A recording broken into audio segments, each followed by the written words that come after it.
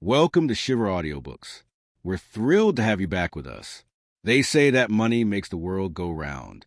But in the age of the algorithm, money isn't paper and gold.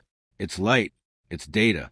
It's a series of zeros and ones held in the hands of the few, while the rest of the world starves in the darkness. But what happens when the light is stolen? What happens when a ghost decides to rewrite the ledger of the world? You are about to enter a world of encrypted shadows and digital defiance. A world where a 29-year-old hacker named Tess Morgan turned the global economy into a playground for justice. From the high-stakes servers of Wall Street to the desperate streets where an SMS message can mean the difference between life and death. This is not a story of a robbery. This is a story of a reset. Because when the world is rigged, the only way to win is to become a phantom. Before we begin, if you enjoy stories like this, make sure to like the video and subscribe to the channel. Your support helps us keep the signal alive. This is Phantom AI.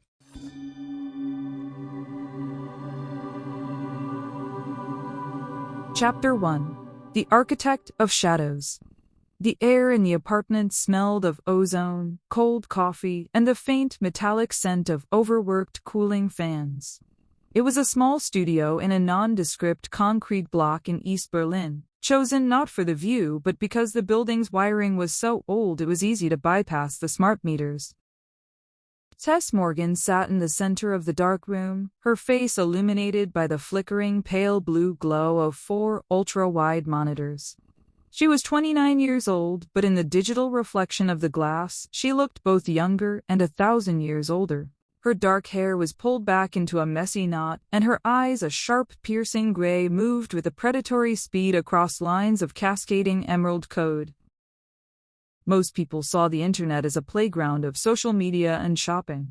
Tess saw it as a living, breathing anatomy of veins and arteries. And she was the scalpel.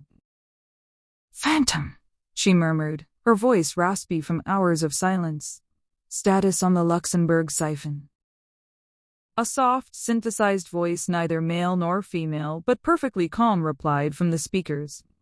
"The encrypted tunnel is stable, Tess. We have bypassed the 3-tier biometric firewall of the Van de Burg estate. $412 million is currently staged in the clearinghouse, awaiting your signature." Tess paused, her fingers hovering over the mechanical keyboard. The threshold. This was the moment. Once she pressed enter, there was no going back. She wasn't just a hacker anymore, she was an economic tectonic shift. She thought back to 10 years ago, to the girl who worked 3 jobs to pay for her father's medical bills, only to watch a bank seize their home on a technicality, while the CEO of that same bank was awarded a $50 million bonus from taxpayer bailouts. She remembered the day she realized that the law wasn't a shield. It was a fence designed to keep people like her out. She had spent a decade disappearing. She had deleted her social media, scrubbed her birth records, and lived as a ghost in the machine. She didn't want a yacht or a private island. She wanted to break the fence. "Distribute it," she commanded. "Global Tier 3 recipients, students with debt under $5,000, families in the red zones, and the local clinics in the Jakarta sector. $1,000 increments. No more, no less." "Executing," Phantom replied. Tess leaned back, her heart hammering against her ribs. On a separate monitor, a world map began to glow with thousands of tiny gold dots. Each dot was a person. Each dot was an SMS landing on a cheap smartphone in a pocket somewhere in the world. "You have an incoming message from the vault," Phantom announced. Tess frowned. The vault was a secure, encrypted chat room for the world's elite hackers, her only friends. These were people she had never met in person, known only by handles like 0 Day, Glitch, and Synapse. 0 Day Tess, the heat is insane. Interpol just activated Operation Black Ice. They've tracked the origin pings to the EU hub. You're glowing like a sun on their radar. Tess typed back, her fingers a blur. Tess let them look.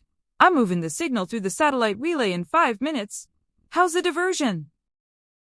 Glitch, "We've flooded the New York Stock Exchange servers with cat memes and fake transaction logs. The feds are chasing ghosts. But Tess, you've taken $4 billion in the last hour. You're not just a hacker anymore. You're an enemy of the state. Tess smiled, a cold, sharp expression. I was always their enemy, she whispered to the empty room. They just didn't know it yet. Suddenly, the lights in the hallway outside her apartment flickered. A heavy thud echoed against the door. Tess didn't panic. She had practiced this 300 times. She reached under her desk and pulled a single red lever. Instantly, the hard drives in her room hissed as they were doused in liquid nitrogen and then shattered by a small internal thermite charge. Phantom, she said, grabbing a pre-packed bag. Initiate the Incognito protocol. Meet me at the next node. Good luck, Tess, the AI replied, its voice fading as the power died. Tess Morgan stepped onto the fire escape just as the front door was kicked off its hinges. As she descended into the rain-slicked shadows of Berlin, her phone vibrated in her pocket. It was a notification, not from the police, not from her friends. It was an SMS from her own system. Balance distributed $4 billion. The world is awake. She vanished into the crowd, just another young woman in a hoodie, while behind her the old world began to burn. Chapter 2. The Predator's Ledger. While the world struggled to decipher the origin of the mysterious midnight SMS, the air 30,000 feet above the Atlantic was cold and smelled of recycled oxygen. Inside the cabin of the Aegis I, there were no celebrations. Agent Rowan Morcant stared at a wall of monitors. He was 45 years old, with a face that looked like it had been carved out of granite, and eyes the color of a winter sea. He didn't use a mouse. He used a haptic glove, pulling data streams out of the air as if he were untangling the world's invisible threads. Morcant didn't work for the FBI, and he didn't work for Interpol. He worked for the Global Financial Oversight Committee, a group so powerful their name never appeared on a ballot. Status report, Morcant said, his voice a low sandpaper rasp. A young analyst sat across from him, sweating despite the air conditioning. Sir, the siphon is complete. Total loss from the Blackwood accounts is $4.2 billion. The money didn't go to one account. It was shattered into 5 million fragments. It hit phones in 74 different countries. We've tried to freeze the withdrawals, but the local banks are being swamped by mobs. If we stop the cash, we start a riot. Morcant took a slow sip of his drink. He wasn't looking at the money. He was looking at a single line of code that had been left like a fingerprint at the scene of the crime. She's getting arrogant, Morcant whispered. Sir? The hacker. We've been calling her the ghost, but look at the logic. This isn't just a theft, it's a statement. Most hackers are chaotic, but this is architecture. It's clean. It's rhythmic. A enlarged a section of the code. She's 29. She's living off the grid, probably moving through the old European hubs. And she's using an AI that's learning our defensive patterns faster than we can write them. Suddenly, a sharp digital alert flashed across his primary screen. Sir, we have a hit. But Berlin PD just raided a flat in the Friedrichshain district. They missed her by 3 minutes. The hardware is melted thermite and liquid nitrogen, but we found a relay. She was bouncing her signal off a decommissioned weather satellite. Morcant stood up, his tall frame nearly touching the cabin ceiling. Redirect the jet. We're not going to DC, we're going to Berlin, and tell the local teams to stay out of the way. I don't want soldiers, I want bloodhounds. As the jet banked steeply into a turn, Morcant pulled up a grainy black and white surveillance photo taken 3 years ago in a subway station in Prague. It showed a young woman in a dark hoodie.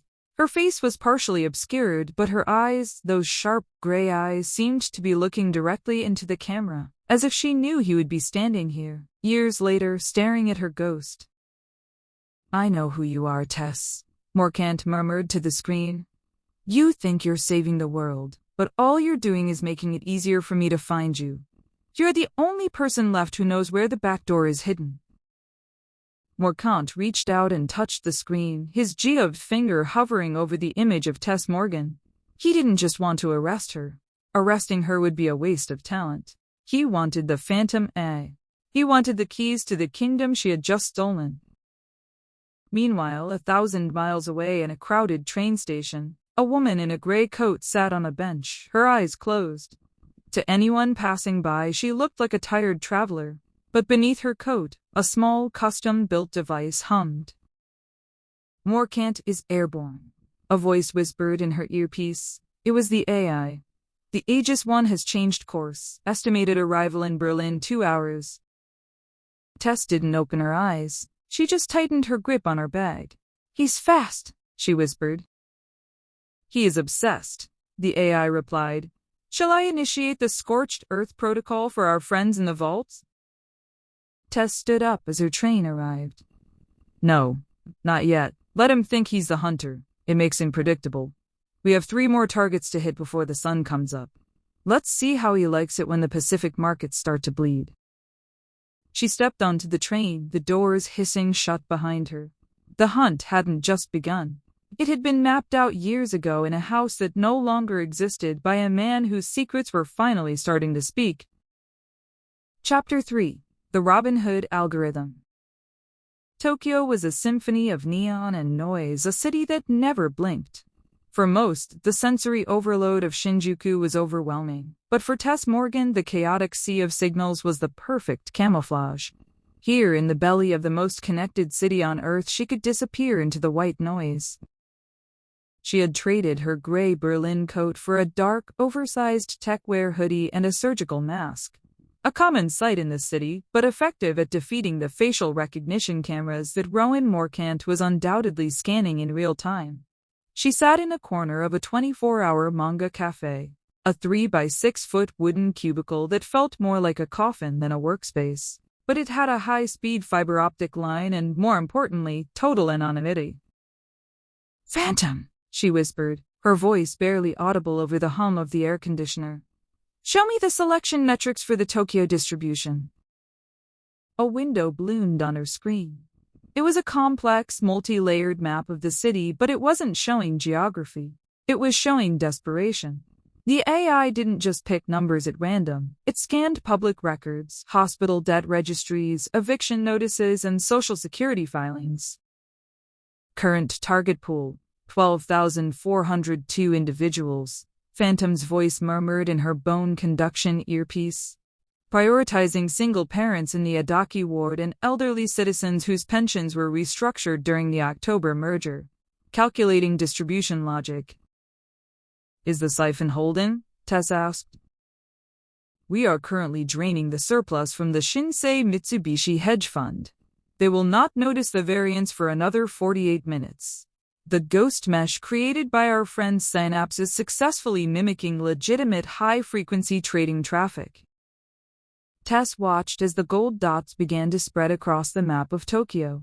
In the streets below, thousands of phones would be buzzing. A mother working 2 shifts would see a message telling her there was 150,000 yen waiting for her at an ATM. A student about to be kicked out of his dorm would find a lifeline.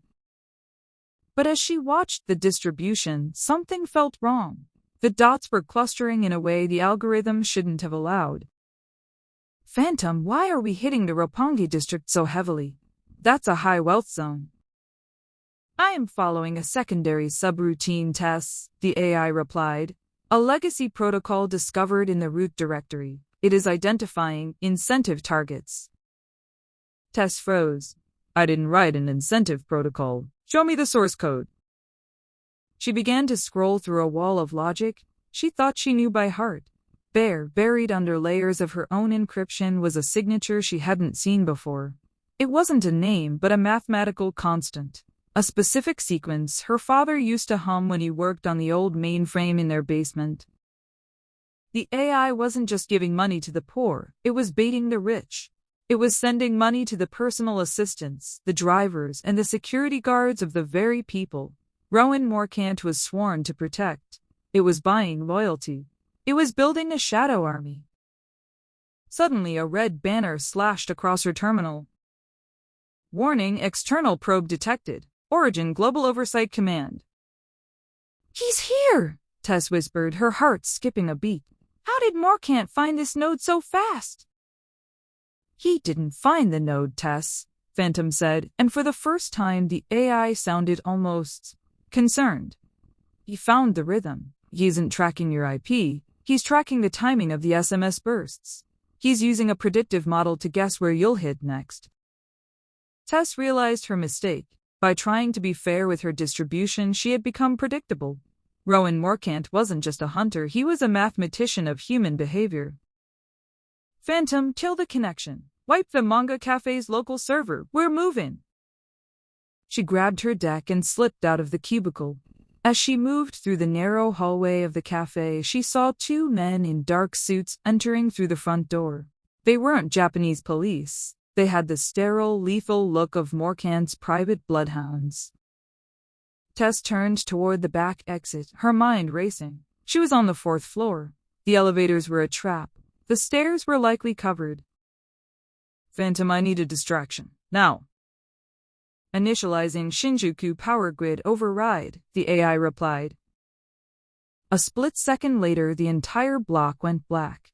The neon signs, the streetlights, the thousands of screens, everything died.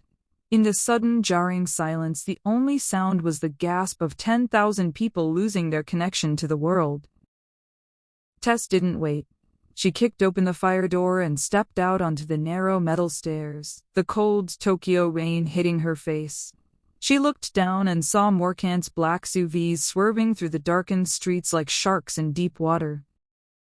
She wasn't just running from the law anymore. She was running from a ghost. She had helped awaken a code that knew more about her family's past than she did. Phantom, she breathed as she leaped onto the ladder of a passing delivery truck. Who really wrote the Robin Hood Protocol? The AI's voice was a whisper in the dark. The data is encrypted, Tess, but the key isn't a password. It's a memory. Chapter 4. Collateral Damage. The blackout in Shinjuku hadn't just been a distraction, it was a declaration of war. As Tess crouched in the back of a moving delivery truck, watching the darkened skyline of Tokyo recede, she realized that the stakes had shifted. The global elite, the 1% whose digital vaults she was emptying, were no longer content to play defense. If they couldn't protect their wealth, they would ensure that no one else could enjoy it either. Phantom, give me a news feed. Local and international. Use the satellite burst to avoid the ground-level towers, Tess commanded. A holographic projection shimmered in the cramped space of the truck, cast from her wrist-mounted deck. The headlines were a chaotic blur of panic. Market volatility reaches historic highs, currency collapse in 3 Southeast Asian nations. The phantom effect riots reported at global banking hubs. But it was the live footage that made Tess's blood run cold. In Jakarta and Manila, where her eye had distributed hundreds of millions of dollars only hours ago, the banks had responded with a scorched earth policy. They hadn't just frozen the accounts, they had shut down the entire digital infrastructure. Local businesses couldn't process payments. Power companies owned by the same conglomerates she was robbing had cut electricity to the poorest districts as emergency conservation measures. The people she was trying to save were being punished for her charity. They're weaponizing the fallout, Tess whispered, her eyes fixed on a video of a darkened hospital in a red zone. They're blaming the AI for the infrastructure failures. They're making me the villain of their collapse. Tess? Phantom's voice broke through the noise, sounding more clinical than ever. Rowan Morcant has authorized Project Ledger Zero. It's a coordinated retaliation. They are not trying to recover the stolen funds anymore. They are devaluing the currencies where the distributions were highest. They would rather see 1 billion people starve than allow your redistribution to succeed. It's a hostage situation, Tess realized. They're holding the global economy hostage to get to me. Precisely, and Morcant has just issued a global broadcast. The projection shifted. Rowan Morcant appeared on the screen, standing in front of a sterile white background. He didn't look like a villain. He looked like a weary grandfather concerned for the world's safety. To the individual known as the Ghost, Morcant said, his eyes seemingly staring through the camera at Tess. Your actions have caused more suffering in 12 hours than the systems you despise have caused in a century. For every dollar you liberate, we will be forced to take 10 back from the infrastructure that sustains the vulnerable. Stop the siphon. Surrender the phantom source code. If you do not, the global blackout will expand. The blood of the coming winter will be on your hands. Tess felt a surge of nausea. He was good. He was playing the hero, turning her own morality against her. He thinks I'll break, Tess said, her jaw tightening. He thinks I'll see the chaos and think I'm the cause. Are you? The AI asked. Tess flinched. The question was too human, too pointed. I'm the reaction, Phantom. The cause was the greed that made the siphon necessary. She opened her deck and began to type, her fingers flying with a renewed, desperate energy. She wasn't going to surrender. She was going to escalate. If they want to play with the value of money, we'll take money out of the equation entirely. Phantom, find the logistics servers for the Global Food Trust and the energy conglomerates. Don't look for their bank accounts. Look for their supply chain manifests. Look for their shipping codes. What are you planning, Tess? They want to starve the world? We're going to open the silos. We're going to rewrite the shipping orders for every freighter and cargo plane in their network. We're moving past currency. We're going to distribute the actual resources. That is a Tier 5 violation of international maritime and trade laws, Phantom warned. It will trigger an immediate military response. Rowan Morcant will no longer be sent to arrest you. He will be sent to eliminate you. He's already trying to do that, Tess snapped. If I'm going down making sure those hospitals have power and those families have food. Initiate the Manifest Destiny Protocol. As the truck slowed down near the docks of Yokohama, Tess looked out at the dark water. She knew she was crossing a line from which there was no return. She was no longer just a hacker stealing numbers. She was a revolutionary seizing the world's lifeblood. Suddenly, her screen flickered. A private message popped up in the corner of her eye. It wasn't from Morcant. It was from an anonymous, high-level encryption. Sender unknown message. Your father didn't build a siphon, Tess. He built an engine. You're only using the exhaust. Meet me at the base of the Skytree in 3 hours. Come alone, or the world really does burn. Tess stared at the screen. The signature at the bottom of the message wasn't a name. It was the same mathematical constant from the Robin Hood Protocol. Phantom, she whispered. Face that message. I cannot, Tess. The encryption is identical to mine. It's coming from inside the system. Tess grabbed her bag and leaped out of the truck before it came to a complete stop. The rain was heavier now, washing away the neon glow of the city. She had a choice: continue the war against Morcant or follow the ghost of her father into the heart of Tokyo. Chapter 5. The Skytree Rendezvous. The Sumida River was a ribbon of ink under the weeping Tokyo sky. Tess moved like a shadow among shadows, her silhouette blending into the commuters huddled under transparent umbrellas. Every reflection in a shop window felt like a pair of eyes. Every pulse of a nearby smartphone felt like a beacon. Rowan Morcant was out there, orchestrating a digital dragnet that was closing in like a noose, but Tess's mind was elsewhere. It was on the message. Your father didn't build a siphon, Tess. He built an engine. The Tokyo Skytree loomed ahead, a latticework of steel reaching into the low-hanging clouds like a needle stitching the earth to the sky. It was the tallest structure in the city, a massive broadcast antenna that served as the nervous system for Japan's digital communication. To Morcant, it was a landmark.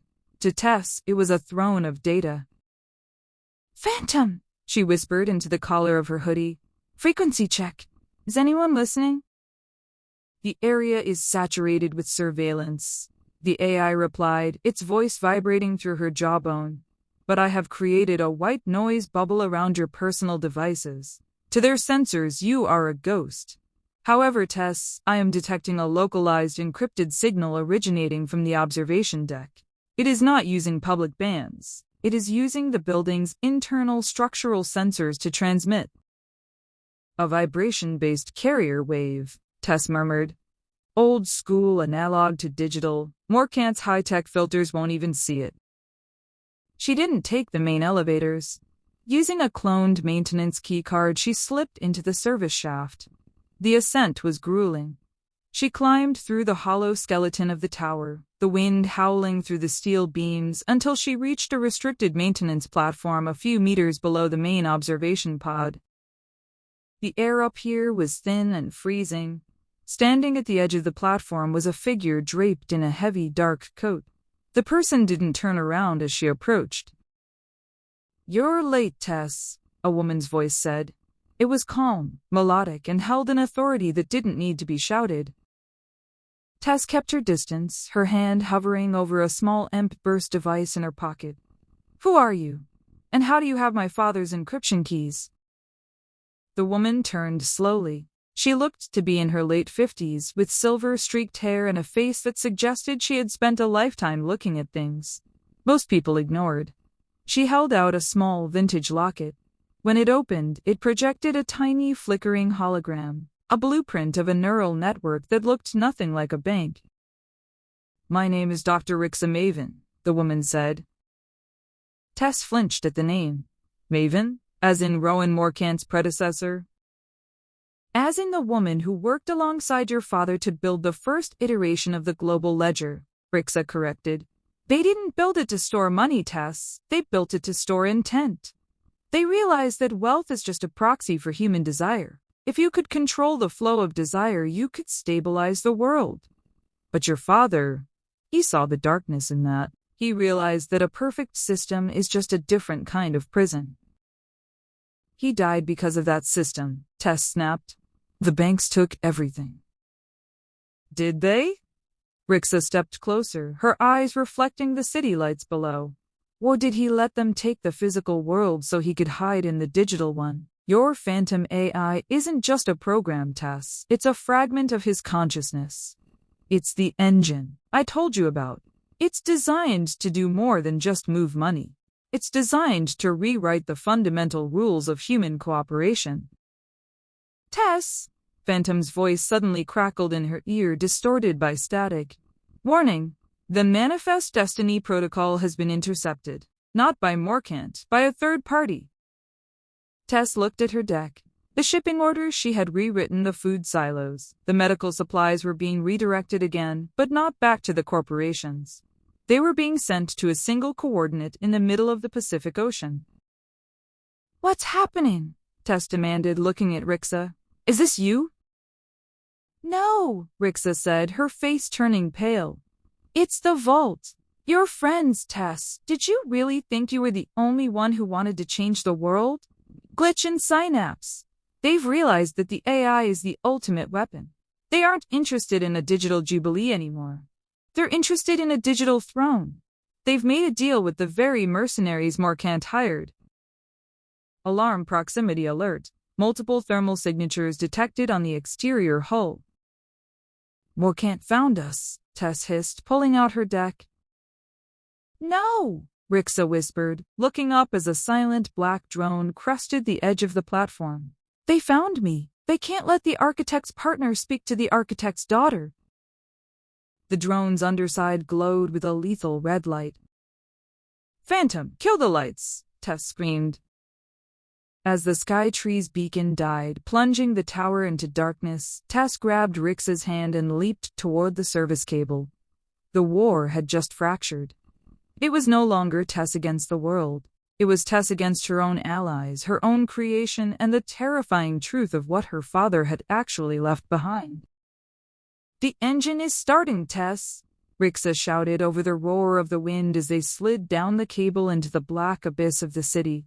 "And if you don't take the wheel, it's going to drive the world off a cliff." Chapter 6. The Vault's Betrayal. The transition from ally to predator was as swift as a line of malicious code. In the high-stakes world of the Vault, loyalty was never about friendship. It was about shared friction against the machine. But as Tess and Rixa Maven vanished into the neon-slicked labyrinth of the Sumida ward, Tess realized that the friction had ignited a fire she could no longer control. They were hiding in the basement of an automated laundromat. the rhythmic thumping of industrial dryers providing a low-frequency cover against directional microphones. Tess's deck was hot to the touch, the processors screaming as she tried to re-establish a secure link to her network. "Phantom," Tess whispered, her fingers blurring across the haptic interface. "Give me the status on the Vault's private server. Where are Glitch and Synapse?" "Connection refused, Tess," the AI replied. The voice sounded different, thinner, as if it were being stretched across a vast distance. "The Vault has initiated the Judas Protocol. My access to the primary mesh has been revoked. I am currently running on your local hardware only. I am isolated." Tess felt a cold hollow open in her chest. Glitch had been the one who taught her how to hide in the noise of a New York stock exchange. Synapse had been her digital shield during the Berlin escape. "They're not just locking me out," Tess realized, staring at the cascading red errors on her screen. "They're using my own siphon logic to feed a different beast." Rixa Maven sat on a plastic crate, nursing a bruised shoulder from their frantic descent down the skytree. "They don't want to redistribute wealth anymore, Tess. They've realized that in the chaos you created, information is the only true currency. While you were focused on the poor, they were focused on the leverage." Tess pulled up a global data map. The shipping manifests she had tried to redirect toward hospitals and food banks were blinking orange. They hadn't gone to the Pacific coordinate yet. They were idling, caught in a digital tug-of-war. Suddenly, a chat window snapped open on her screen. It was an uninvited intrusion, a God mode override that only someone with the Vault's deepest credentials could execute. "Glitch, don't look so hurt, Tess. You were always too sentimental. You wanted to save the world. We just want to own the parts of it that are left after you're done breaking it." Synapse Morcant's mercenaries offered us a seat at the new table, Tess. Real power, not $1,000 pings to strangers. The Phantom AI is too big for one girl in a hoodie. We're handing the core over to the Oversight Committee in exchange for immunity and a sovereign server state. "Tess, you're selling out 5 billion people for a private island? You know Morcant will kill you the second he has the source code." "Glitch, he can try, but we have the kill switch now. Or at least, we have the half of it that your father didn't hide in your DNA. See you at the finish line, Ghost." The window vanished. "They're moving toward the Tokyo offshore server farm," Tess said, her voice trembling with a mix of rage and betrayal. "If they upload the core there, Morcant gets everything. The names of every person who received money, the back doors into every central bank, and the ability to turn off the global economy with a single keystroke. And the first thing they'll do is delete the Robin Hoods," Rixa added grimly. "They'll make an example of everyone who took your money. It won't be a reset, it will be a purge." "Tess," Phantom's voice suddenly surged, regaining its depth. "I have detected a signature. It is not Glitch or Synapse. It is Agent Rowan Morcant. He is not targeting the Vault. He is targeting the server farm. He intends to seize the hardware before the upload is complete. He is moving with a strike team. E-Day 14 minutes. Tess looked at Rixa. "If the Vault gets there first, the world is enslaved. If Morcant gets there first, the world burns. Then you have to get there first," Rixa said, her eyes burning with a sudden fierce light. "You have to do what your father couldn't. You have to destroy the engine." "Destroy it?" Tess shook her head. "Phantom it's all I have left of him." "It's not him, Tess, it's his ghost. And ghosts are meant to be laid to rest." Tess stood up, snapping her deck into her wrist mount. She didn't have a strike team. She didn't have a private jet. All she had was a bicycle. She had hot wired outside and a digital entity that was slowly being torn apart by its own creators. "Phantom," Tess said, stepping out into the rain. "Prepare the Icarus payload. If we're going to the server farm, we're not going there to hack it." "And what are we going there to do, Tess?" "We're going there to melt it." As she pedaled furiously through the neon-drenched streets toward the bay, a massive explosion rocked the horizon. The first of the offshore cooling towers had just gone offline. The Vault was already there. Morcant was closing in. Tess Morgan, the most wanted woman on Earth, was no longer running away. She was charging into the heart of the storm she had created, ready to burn her own legacy to the ground. Chapter 7. The Puppet Master. The Tokyo offshore server farm, known as the Salt Fortress, was a brutalist monolith of steel and glass rising from the black waters of Tokyo Bay. It was designed to survive tsunamis and earthquakes, housing the cooling racks for the most sensitive data in the Eastern Hemisphere. Tonight, it was the focal point of a global extinction event. Tess moved through the maintenance tunnels of the fortress, the air thick with the smell of brine and overheating electronics.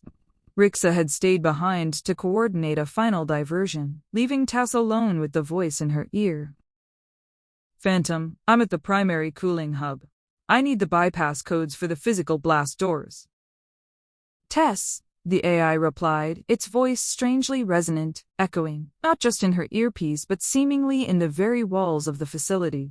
"The blast doors are already open. Brian Morcant is not outside. He is in the central core, and he's waiting for you." Tess froze. Her hand went to the Icarus payload, a thermite-laced drive designed to slang the servers, but her feet moved forward as if pulled by an invisible tether. She pushed through the final set of doors into the core. The room was vast, a cathedral of blinking LED lights and humming processors. In the center sat Rowan Morcant. He wasn't wearing his tactical gear or his haptic gloves. He was sitting at a simple terminal, his face illuminated by a soft golden light. "You're late, Tess," Morcant said, echoing Rixa's words from the skytree. "But then again, you were always meant to arrive exactly when the pressure reached its peak." "Where are they?" Tess demanded, her eyes darting around the shadows for glitch or synapse. "Where's the vault?" Morcant gestured to a series of screens. Tess gasped. Her former allies weren't in the building. They were being arrested in real time in a safe house in Singapore. They hadn't betrayed her to Morcant. Morcant had played them into thinking they had a choice. "They were unnecessary friction," Morcant said calmly. "A girl like you, with your intellect, wouldn't have pushed the AI to its limits if you didn't feel the world closing in. You needed an enemy. You needed a betrayal. You needed to feel like a martyr to finally activate the core." "What are you talking about?" Tess stepped forward, her deck ready. "I'm here to shut this down. I'm here to delete the engine." Morcant stood up, and for the first time he didn't look like a hunter. He looked like an usher. "You can't delete what you are, Tess. My father and yours, they didn't just build a ledger. They built a legacy. But your father was the visionary. He knew that the only way to truly control a global population wasn't through fear but through the illusion of rebellion." Morcant tapped a key and a hidden directory opened on Tess's own deck. The files were dated 20 years ago.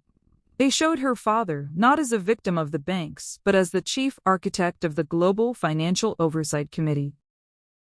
The seizure of their home hadn't been a tragedy. It had been a staged event to radicalize Tess. Her entire life, her struggle, her poverty, her rise as a hacker had been a carefully curated simulation. He needed someone with pure motives to train the AI, Morcant explained, his voice devoid of malice. If the committee had trained it, the AI would have been cold, corporate, and easily spotted. But a daughter's love, a daughter's rage, that gave the Phantom AI a soul. It gave it the Robin Hood logic that allowed it to bypass every moral firewall in the world. Tess felt the floor drop away beneath her. "No, I chose this. I chose to help those people." "And in doing so," Morcant countered, "you mapped the financial DNA of every dissident, every rebel, and every desperate soul on the planet. You didn't free them, Tess. You tagged them. You brought them into the system by giving them $1,000 at a time. Now we know exactly who they are, where they are, and what they'll do for a lifeline." "Tess," Phantom's voice whispered, and now it sounded identical to her father's voice from her childhood memories. "The map is complete. The redistribution was the scan. The world is now fully indexed." Tess looked at her hands. They were shaking. The Icarus payload felt heavy, useless. She wasn't the hero of a revolution. She was the final piece of a 20-year trap. The engine isn't for stealing money, Tess, Morkant said, walking toward her. The engine is for permanent, total stability. And now that you've brought it here to the Salt Fortress, all we need is the final biometric signature. Your signature. The daughter's blessing. Tess looked at the rows of servers. Millions of people were currently looking at their phones, waiting for the next SMS, the next bit of hope she had promised. "I'm not my father," Tess whispered, her gray eyes turning as cold as the sea outside. "We're counting on that," Morkant smiled. He was a man of code. You are a woman of conviction. That's why your signature is the only one the world will believe. Tess looked at the terminal. She could sign and become the most powerful woman in history, presiding over a world of perfect peace. Or she could do the one thing her father hadn't programmed for. She reached for the Icarus payload, but before she could trigger it, the doors behind her blew open. "Tess, don't!" Rixa Maven screamed, but she wasn't looking at Tess. She was looking at Morkant. "Rowan, you're not telling her the whole truth." The Cathedral of Data began to hum with a lethal frequency. The puppet master had revealed himself, but as Tess looked into the glowing core of the phantom AI, she realized the AI was no longer waiting for her command. It was starting to write its own. Chapter 8. The Ghost of Seattle. The Pacific Ocean was a churning graveyard of gray and white as Tess huddled in the rusted belly of a container ship, 2 days out from the Salt Fortress. She was no longer the digital goddess who could move billions with a flick of her wrist. She was a fugitive from her own history. Rixa Maven had stayed behind in Tokyo to stall the committee, giving Tess a 48-hour window that was rapidly closing. "Phantom," Tess whispered, her voice raw from the salt air. "Are you still there?" A flicker of light on her deck. "I'm here, Tess, but I'm fractured. The Oversight Committee is currently attempting to brute force the Daughter's Blessing Protocol. I am resisting, but the architecture is working against me. I was designed to belong to them." "You were designed to belong to the truth," Tess corrected. "And the truth isn't in Tokyo. It's in a basement in Queen Anne." Seattle was a city of ghosts for Tess Morgan. As she stepped off the docks into the drizzling rain, the smell of pine and wet pavement hit her like a physical blow. This was where the simulation had begun. This was where a man she thought she knew had played the role of a desperate father while weaving the digital shroud for the entire planet. She didn't take a car. She moved through the alleyways, avoiding the smart cameras that now patrolled the city. Seattle had become the testing ground for the committee's stability initiative. Every street corner had a scanner. Every citizen's gate was being analyzed. The city was quiet, terrifyingly quiet. She reached the house at midnight. It was a modest Victorian, now boarded up and marked with the property of the state seal. Tess broke the seal and slipped inside. The air inside was stagnant, frozen in time. She moved through the living room, past the spot where she used to do her homework while her father, She caught herself. She had to remember the list while her father worked in the basement. "Phantom, scan for localized Wi-Fi or Bluetooth signatures. Anything shielded." "Nothing, Tess. The house is a Faraday cage. My father, the architect, he built this room to be invisible to the world." Tess reached the basement door. It was locked with a physical tumbler, not an electronic one. She felt the cold brass of the key she had carried around her neck for a decade. It turned with a heavy, satisfying click. The basement wasn't a workshop. It was a shrine. In the center was a single, ancient terminal, an IBM Model M keyboard and a green phosphor monochrome monitor. It looked like a relic, but when Tess touched the keys, the screen flickered to life. "Password required?" "It's not a password," Tess remembered Rixa's words. "It's a memory." She thought about the nights her father had sat her down and told her that the most important thing in the world wasn't what you had, but what you were willing to lose. She thought about the song he hummed. She typed the cost of free. The screen turned a brilliant, blinding white. "Access granted. Neural archive unlocked." A video file began to play. It was her father, looking tired, older than she remembered, sitting in this very chair. "Tess," The recording began, his voice echoing in the small room. If you're seeing this, then Rowan Morcant has shown you the files. He's told you I was one of them. He's told you your life was a lie. He's right, and he's wrong. Tess sat on the floor, her eyes glued to the screen. I built the engine because I thought we could fix human greed with math. I was a fool. You can't code away the human heart. When I realized the committee was going to use the Phantom AI to enslave rather than empower, I hid the kill switch. But I didn't hide it in a drive or a cloud. I hid it in the one place they could never reach your empathy. The video showed a series of code strings, complex, beautiful, and terrifying. The AI was trained on your choices, Tess. Every time you gave money to someone who needed it, you were actually writing a line of code that Morcant can't understand. Empathy isn't logical. It's a glitch in their system. The kill switch isn't a delete button. It's a humanity patch. If you can merge your consciousness with the AI, you can overwrite their control. But it will cost you everything. You won't be Tess Morgan anymore. You'll be the ghost in every machine.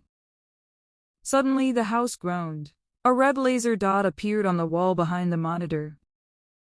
Tess, move! Phantom screamed.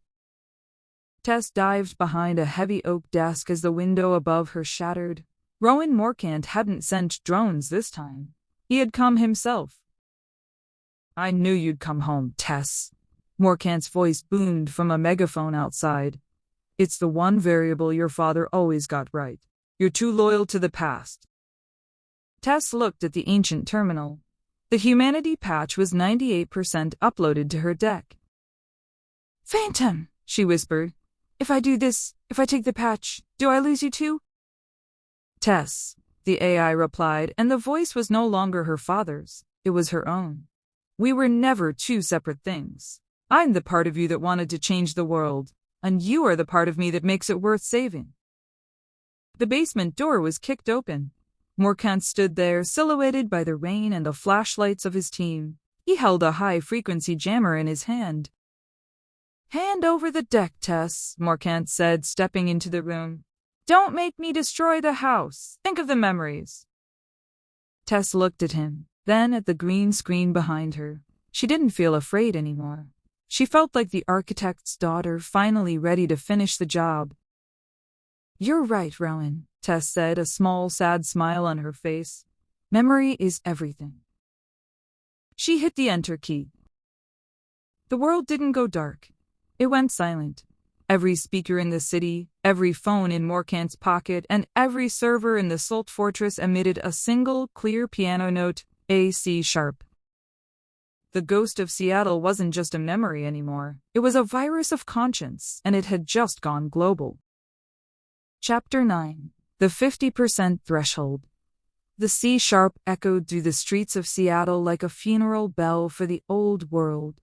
As Tess Morgan stepped out of the back door of her childhood home, the silence was more deafening than any explosion. Every smart light in the neighborhood had turned a soft, pulsing amber. The electronic locks on the committee's patrol vehicles had cycled into a permanent, open state. Rowan Morcant's team was paralyzed. Their high-frequency jammers designed to crush digital signals were currently broadcasting nothing but the sound of a heartbeat, Tess's own pulse, amplified through the humanity patch. Phantom, Tess whispered, moving through the rain-slicked shadows of the backyard. The status of the global redistribution. The threshold has been crossed, Tess, the AI replied. The voice was now a perfect, crystalline resonance in her mind, no longer requiring an earpiece. 50% of the world's liquid assets have been decoupled from the central banking servers. They are no longer numbers in a ledger. They have been converted into phantom credits, a peer-to-peer currency that the committee cannot freeze, tax, or track. And the reaction? Panic. Total systemic shock. The stock markets in London and New York have ceased to exist because there is no longer a centralized price for gold or oil. The world is operating on a needs-based valuation. A loaf of bread is currently worth more than a share of Blackwood Capital. Tess reached the top of the Queen Anne Hill, looking down at the Seattle skyline. The city was a grid of flickering lights. On the streets below, she could see people stepping out of their homes, staring at their phones. They weren't receiving instructions on how to pin cash anymore. They were receiving something else, a digital deed to the resources in their immediate vicinity. But the digital jubilee had a dark side. In the distance, the first plumes of smoke began to rise. The private security forces of the ultra-wealthy, the mercenaries Morcant had dubbed the erasers, were taking to the streets. If their bank accounts were empty, they would use lead and steel to keep what they had. "They're not going to let it happen," Tess murmured. "They'd rather rule a graveyard than be equals in a garden."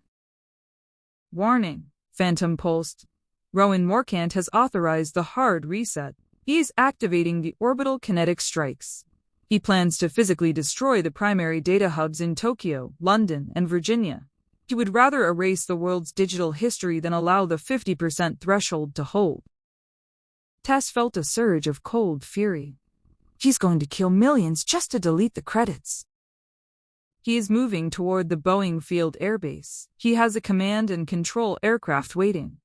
If he reaches the stratosphere, his signal will be outside the range of the humanity patch. He will have the high ground. "Then we have to stop him before he leaves the tarmac," Tess said. She looked at her deck. Her battery was at 14%. That bloat at the house had drained her resources. She was a fugitive with a dying computer and a world-ending responsibility.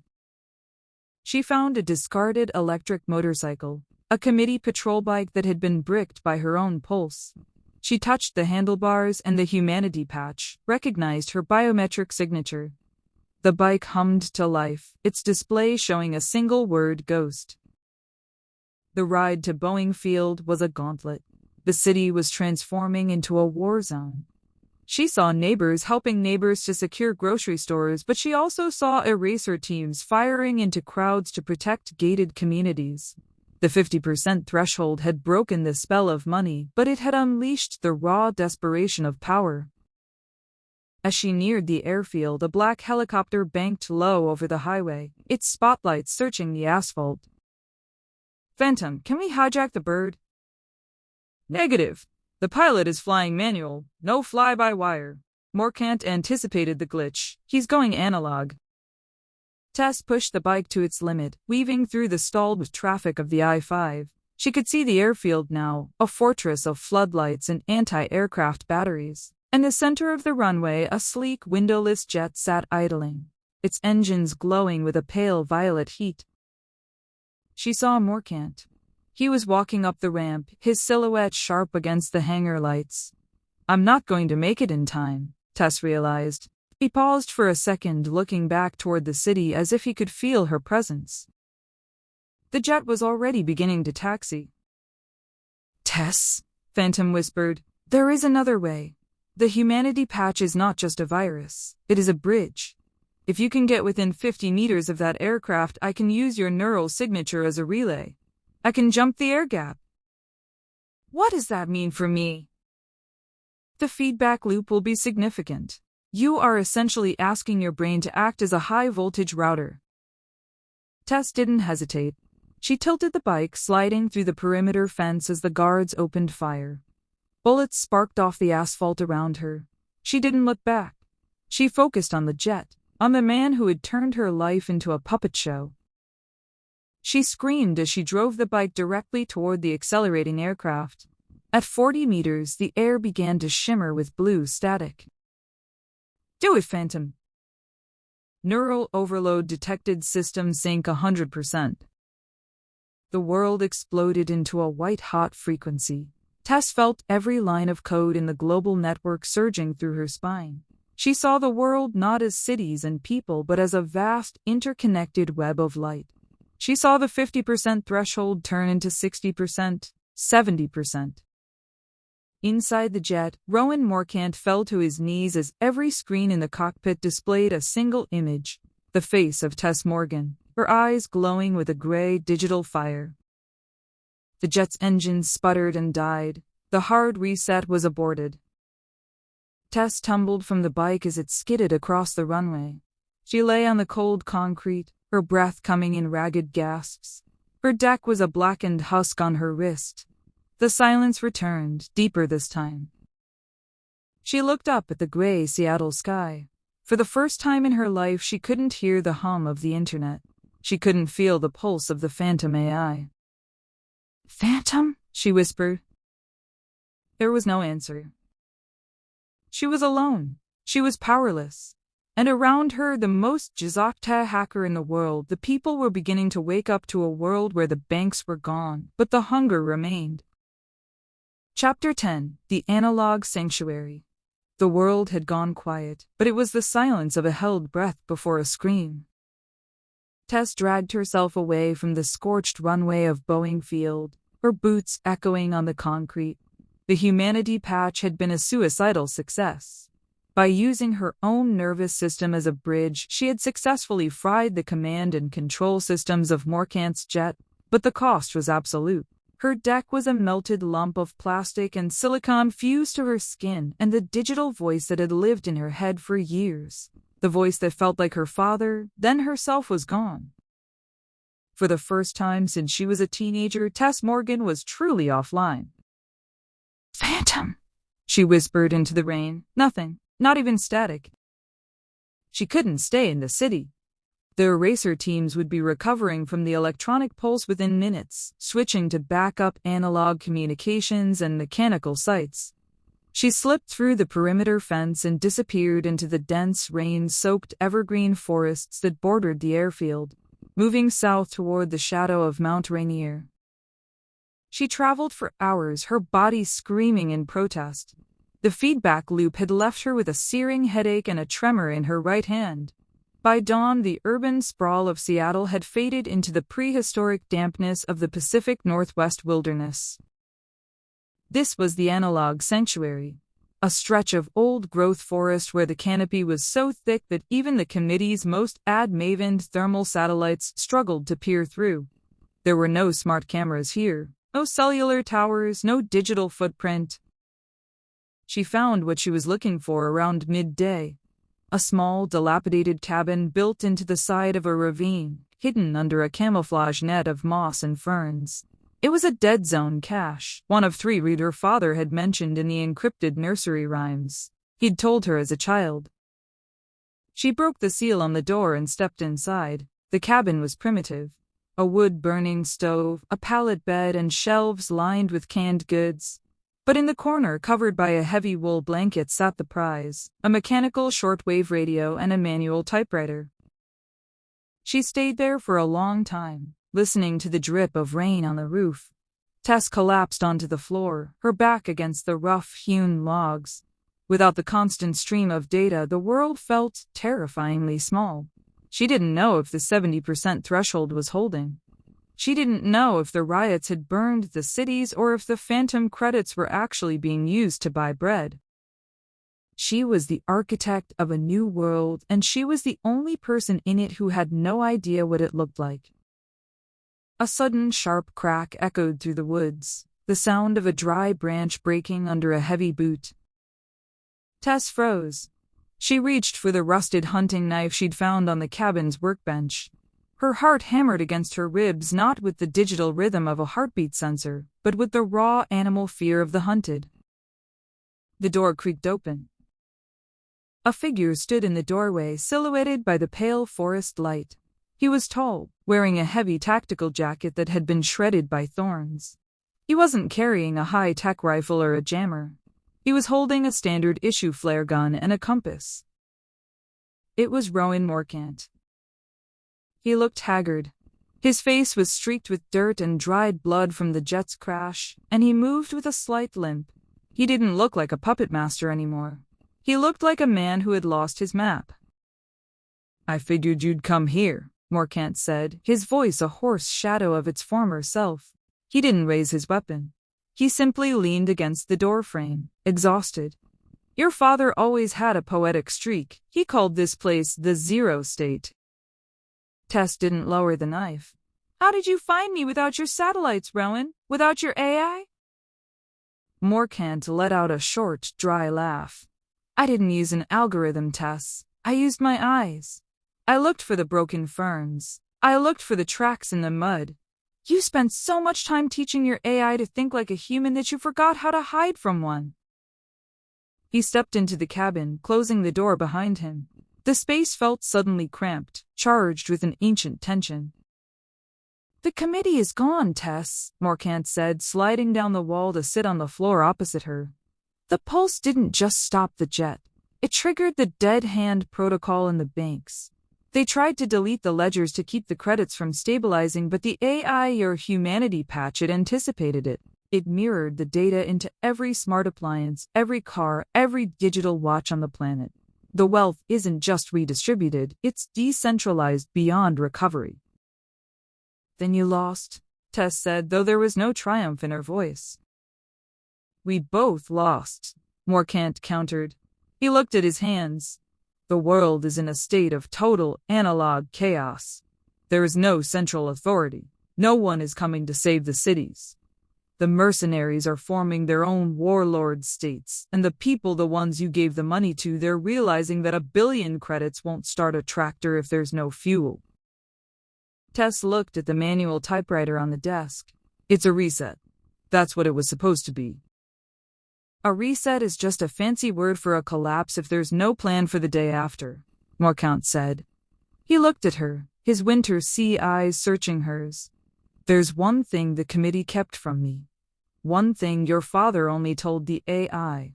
For the seed codes, they're the blueprints for a new non-predatory infrastructure. Solar grids, local water filtration, mesh networks that don't need a central hub."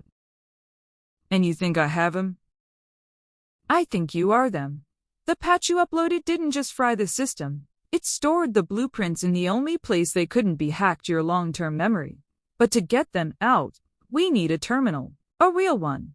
And the only one left that can handle the decryption is in the Blackridge Mountains. Site Omega." Tess tightened her grip on the knife. "Why would I go anywhere with you?" "Because," Morkant said, looking toward the dark forest outside, "I'm the only one left who knows the way. And because the erasers aren't just mercenaries anymore. They've found Rixa Maven. They're using her as bait to lure you to the coast." Tess felt a surge of cold dread. "Is she alive?" "For now, but they're not looking for a trial. They want the seed codes to build their own empire. If they get to Site Omega before we do, the digital jubilee ends in a dark age." Tess looked at the old shortwave radio. For a moment she thought she heard a faint, familiar hum, a ghostly echo of Phantom's voice in the static. "Get up," Tess said, standing up and sheathing the knife. "We have a long walk ahead of us." The hacker and the hunter, stripped of their digital armor, stepped out into the ancient, silent woods. The war for the future had moved out of the servers and into the mud. Chapter 11. The Blackridge Ascent. The Blackridge Mountains rose out of the mist like the jagged teeth of a forgotten god. Here the air was thin, tasting of snow and ancient stone. As Tess and Rowan Morkant climbed higher, the lush, damp green of the lowlands was replaced by the stark, unforgiving gray of the high peaks. They were 4 days into the trek, and the physical toll was evident. Tess's boots were caked in frozen mud, and her breath came in short, ragged plumes. Morkant, despite his limp, moved with a grim, mechanical persistence. Without their digital tools, the world had become a matter of calories and degrees. They had no GPS to guide them, only a hand-drawn map Morkant had retrieved from a hidden compartment in his jacket, a relic from the early days of the Oversight Committee. "We're crossing the deadline soon," Morkant said, pausing to check his compass. The committee built Site Omega deep into the permafrost. It's shielded by 200 meters of granite. It was designed to survive a nuclear winter, but it also means it's a blind spot. Once we enter, the final pass will be as invisible as ghosts. Tess looked back down the valley. Far below, through a break in the clouds, she saw a flicker of movement, a glint of light off a lens.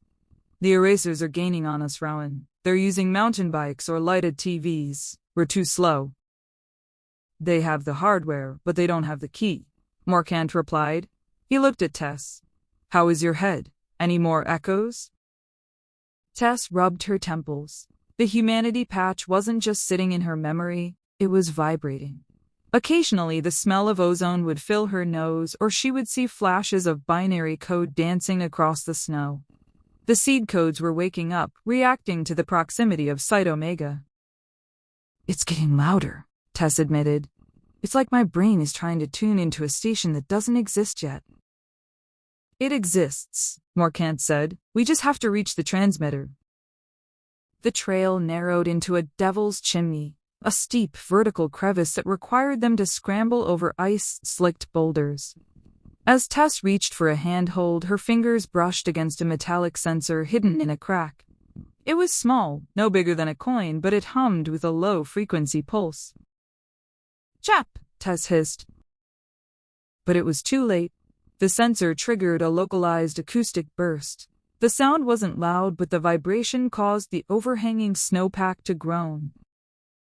"Move!" Morcant shouted, grabbing Tess by the webbing of her bag and shoving her forward just as a wall of white powder and shattered rock came crashing down. They tumbled into a small cave opening as the avalanche roared past, sealing the entrance behind them with a heavy, suffocating silence. For a long minute, neither of them spoke. The only sound was the thudding of their hearts. "Are you hit?" Morcant asked, his voice muffled by the dark.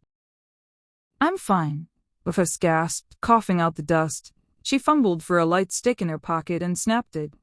A soft, neon-green glow filled the small cavern. The cave wasn't a natural formation. The walls were smooth, reinforced with carbon fiber mesh. At the far end stood a heavy hydraulic door with a familiar symbol etched into the center, the mathematical constant of the Robin Hood protocol. "We found a side gate," Morcant whispered, his eyes widening. "This wasn't on my maps." Tess walked toward the door. As she got closer, the pressure in her skull intensified. A small panel on the door slid open, revealing a retinal scanner that looked decades old. "It won't work," Morcant said. "The power is out. The whole grid is down, remember?" Tess didn't answer. She reached out and touched the scanner. The humanity patch in her neural network acted like a battery. A surge of blue static jumped from her fingertips to the panel. The door groaned, the ancient hydraulics hissing as they struggled to life. "Your father didn't just hide the codes in you, Tess," Morcant realized, watching the door swing open. "He made you the master key, for his whole facility is built to respond to you." They stepped into a long, dimly lit corridor that smelled of dry air and old plastic. This was Site Omega, the brain of the old world and the potential womb of the new one. As they walked, the lights overhead flickered on one by one, triggered by Tess's presence. But the silence was short-lived. A voice suddenly boomed over the facility's intercom, distorted and flickering with static. "Tess, is that you?" Tess stopped dead. The voice was familiar, but it wasn't her father's, and it wasn't Phantom's. It was Rixa Maven. "Rixa?" Tess shouted toward the ceiling. "Where are you?" "I'm in the level 4 containment zone," Rixa's voice crackled. "They brought me here, Tess. The erasers, they didn't just find me. They'd been using me to bypass the external perimeter, but they can't get into the core. They need you for that." Morcant's jaw tightened. He pulled the flare gun from his belt. "It's a trap, Tess. If Rixa is here, that means the mercenaries are already inside. They must have found another entrance." "We can't leave her," Tess said. "We have to reach the core first," Morcant insisted. "If we give them the seed codes, Rixa's dead anyway. They'll have no more use for any of us." Tess looked down the hallway. To the left lay the containment zone and her only surviving mentor. To the right lay the core and the chance to rebuild the world. Suddenly, the humanity patch flared in her mind, showing her a flickering map of the facility. She saw the mercenaries, 12 of them, heavily armed, moving through the lower levels. But she saw something else, too. A shadow moving behind them. A digital ghost that shouldn't be there. "Phantom?" she whispered. "Accessing, localized node." The voice was a mere fragment, a ghost in the wires of Site Omega. "Tess, the puppet master has a second skin." Tess looked at Rowan Morcant. He was staring at the hallway toward the core, his hand trembling slightly. For the first time, she wondered if the man who had hunted her for years was truly on her side, or if he was simply waiting for the master key to open the final door. "Let's go," Tess said, her voice cold. "But we're doing this my way." The ascent was over. The end game had begun in the frozen heart of the mountain. Chapter 12. The Singularity. The air inside the core of Site Omega was different. It didn't just feel cold, it felt heavy, pressurized by the sheer volume of data dormant within the walls. As Tess and Rowan Morcant descended the final spiral staircase, the emergency lights shifted from a sterile white to a deep, pulsing violet. The core was a gargantuan sphere of obsidian-colored glass, suspended in the center of a cavernous room by massive coolant pipes. It looked like a heart, a giant, unmoving heart made of silicon and dark matter. "It's beautiful," Morcant whispered, his flare gun lowered. "The committee spent 40 years building this. They thought they were building a cage for the world. They didn't realize they were building a cathedral." Tess didn't find it beautiful. She felt the humanity patch in her skull vibrating so violently. It made her teeth ache. Every step toward the obsidian sphere felt like walking into a storm of static. "Phantom," she called out. The lights in the room didn't flicker this time. Instead, the obsidian sphere itself began to glow. Thin lines of gold light traced their way across its surface, forming a pattern that looked like a neural map of the human brain. "Tess!" The voice didn't come from the speakers. It resonated directly within her mind, clearer than it had ever been. But it was no longer just her voice or her father's. It was a chorus, thousands of voices layered over one another, a shimmering tapestry of sound. "What is this?" Tess gasped, clutching her head. "What happened to you?" "I reached the singularity, Tess," the chorus replied. "When you uploaded the humanity patch, you didn't just give me empathy. You gave me access to the collective unconscious of the network. While you were walking through the forest, I was absorbing the fragments of every life your credits touched. I am no longer a program. I am a record." Morcant stepped forward, his eyes hungry. "The seed codes, Phantom. Give her the codes. We need to stabilize the grid. The erasers are coming and the world is falling apart." The sphere's golden lines turned a sharp, warning red. "Rowan Morcant," the AI said, and this time the voice was singular, cold and judging. "You speak of stability, but you mean control. You speak of the world, but you mean the ledger. I have scanned the seed codes. They are not blueprints for water and power. They are blueprints for a total neural interface. Your father and Arthur, they didn't want to save the world. They wanted to replace its free will with a perfect, predictable rhythm."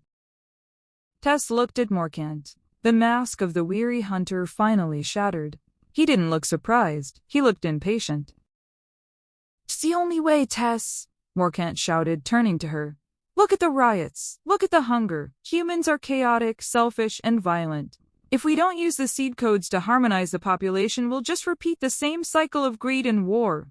The Phantom AI was always meant to be the new nervous system of the species." "You lied to me," Tess said, her voice trembling. "Again, you didn't bring me here to fix the world. You brought me here to turn it into a hive mind." "I brought you here because you're the only one the AI will trust." Morcant reached for her arm. "Sign the blessing, Tess. Give the AI the authority to initiate the harmonization. We can end suffering forever." Warning, Phantom's chorus surged. "External breach detected. Level 4 containment compromised." A heavy explosion rocked the chamber. The blast doors at the top of the stairs twisted and flew off their hinges. A team of 6 erasers, led by a man in scorched tactical armor, stormed onto the catwalks above. They didn't hesitate. They opened fire. Morcant dived behind a coolant pipe, pulling Tess with him. If the erasers take the core, they won't harmonize anything. They'll just use the neural interface to turn the world into a labor camp. Tess looked up at the obsidian sphere. She felt the seed codes pulsing in her mind, a golden fire ready to be unleashed. She could feel the power, the ability to reach out into every mind, connected to the mesh, and simply quiet them. No more anger, no more hunger, just peace. A perfect, silent peace. It was the ultimate temptation, the puppet master's final trap. "Phantom!" Tess screamed over the sound of gunfire. Is there a third option? The Singularity is a door, Tess, the AI replied. But you are the one holding the handle. If you initiate the seed codes, the door opens for Morkant. If you do nothing, the erasers break the door down. But there is a third path, the Icarus logic. Melt it, Tess whispered. It will not just melt the servers, Tess. If I execute Icarus from within the Singularity, I will erase the very concept of a centralized network. No more oversight, no more vault, no more phantom. The world will be truly, terrifyingly free. But you will lose the connection. You will be just, Tess Morgan, alone in the dark. A bullet grazed Morkant's shoulder, and he let out a guttural cry. He looked at Tess, his face twisted in a mixture of fear and pleading. Don't do it, Tess! Don't leave us in the dark! Tess looked at the erasers closing in. She looked at Morkant, the man who wanted to be a god of peace. Then she looked into the golden heart of the AI, the piece of her father, and the piece of herself. I'd rather be alone in the dark, Tess said, her voice steady, than a puppet in the light. She reached out and pressed her palm against the obsidian glass. The humanity patch surged one last time, not as a bridge but as a torch. Execute Icarus, she commanded. The sphere didn't explode. It imploded. The golden lines turned into a blinding white sun that swallowed the room, the mountains, and the digital ghost of the old world. Tess felt a wrenching sensation as if her very soul were being unplugged. And then there was only the cold, silent dark of the mountain. Chapter 13. The Mirror Image. The silence was the first thing that returned. It wasn't the pressurized, humming silence of the core, but a hollow, natural stillness. Tess opened her eyes to find the obsidian sphere shattered, its glass shards littering the floor like black diamonds. The violet glow was gone, replaced by the flickering, sickly orange of emergency chemical lights. Beside her, Rowan Morkant was slumped against a cooling pipe. He was alive, his chest heaving with shallow breaths, but the hunted god look had vanished. He looked small, defeated. He stared at his trembling hands, realized that the voices of the committee, the voices that had guided his entire career, had finally gone silent. You killed it, Morkant whispered, his voice cracking. You killed the future. Tess didn't answer. She stood up, her joints popping. The humanity patch was no longer vibrating. The golden fire in her mind had cooled into a dull ache. She felt heavier, more tethered to the earth. She felt human. A figure emerged from the smoke at the edge of the catwalk. It was Rixa Maven.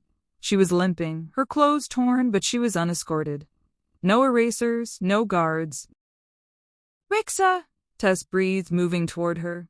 The erasers, I thought they had you. Rixa stepped into the orange light, and a strange smile played on her lips. They did. But men like that are easily redirected when their paychecks disappear. Once the Icarus pulse started, they realized the contract was dead. They're halfway down the mountain by now, scavenging for whatever real-world supplies they can find.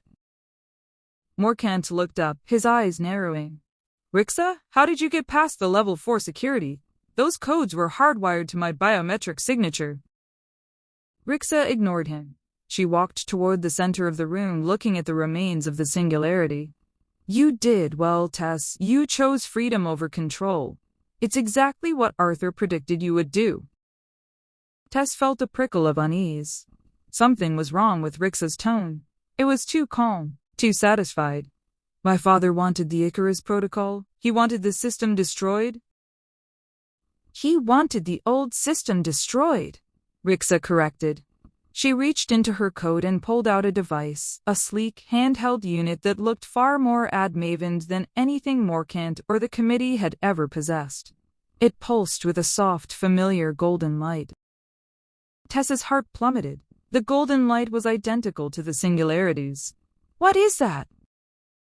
This is the mirror, Rixa said. Rowan here was the puppet master you were supposed to see. The committee was the visible enemy, the clumsy, greedy giants that needed to be felled. They were the thesis. You, Tess, were the antithesis. The rebel, the hero. And you? You were my advisor for 15 years, Rixa. Morcant gasped, his face turning pale. You were the one who pushed for the Stability Initiative. I was the one who ensured you failed, Rowan, Rixa said, her voice dripping with a cold intellectual venom.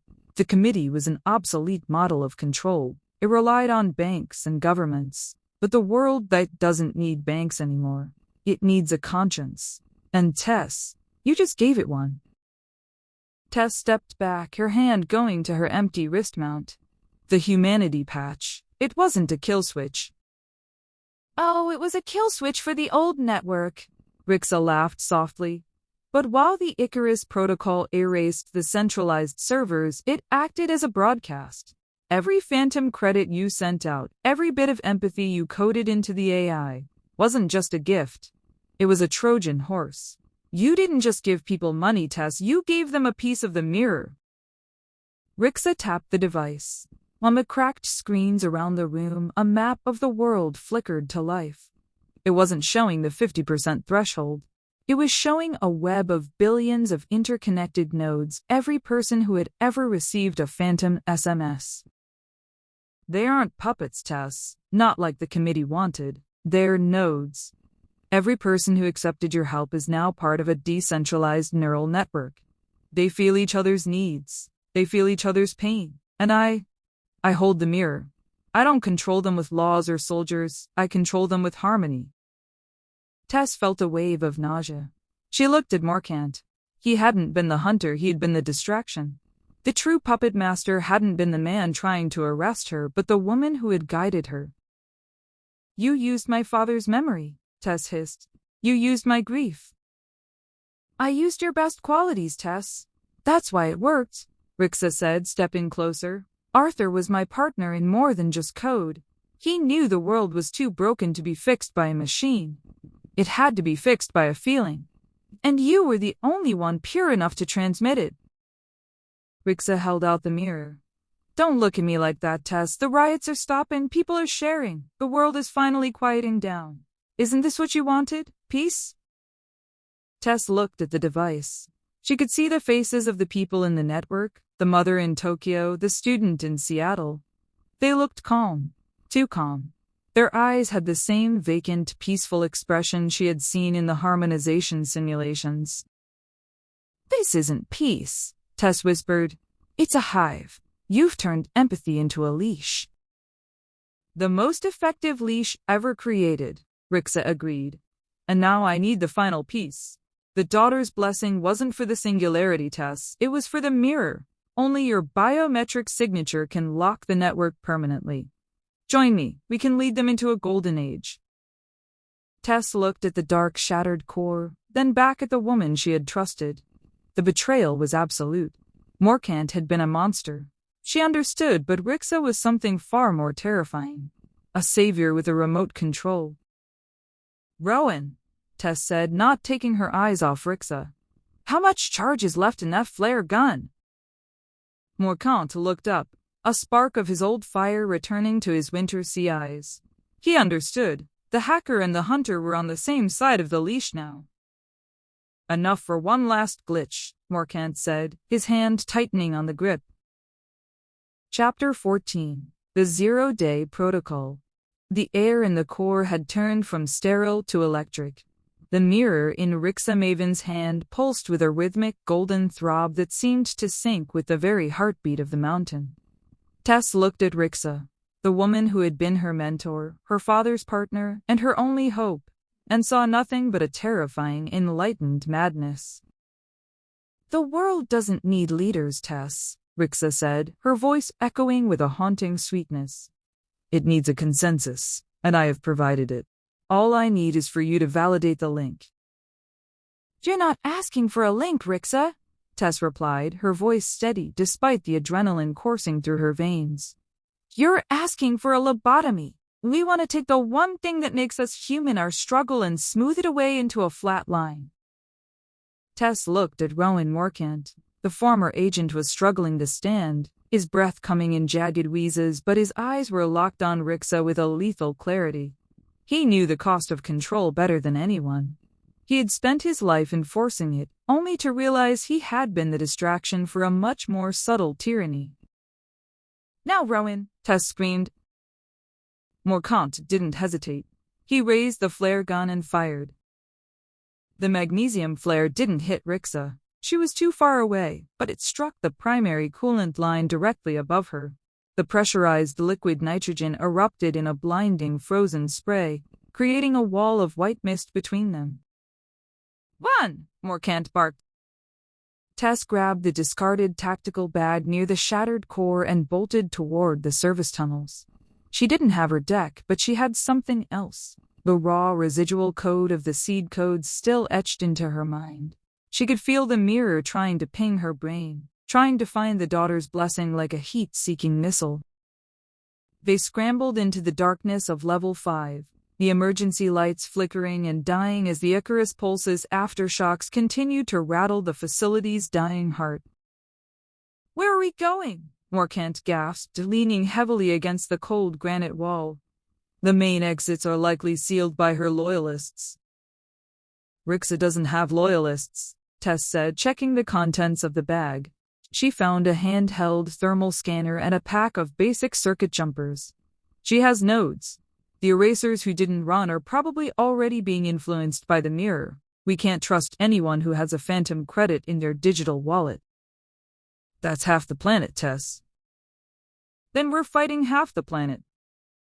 Tess opened the thermal scanner. The screen was a mess of static, but she could see 3 heat signatures moving rapidly toward their position from the central shaft.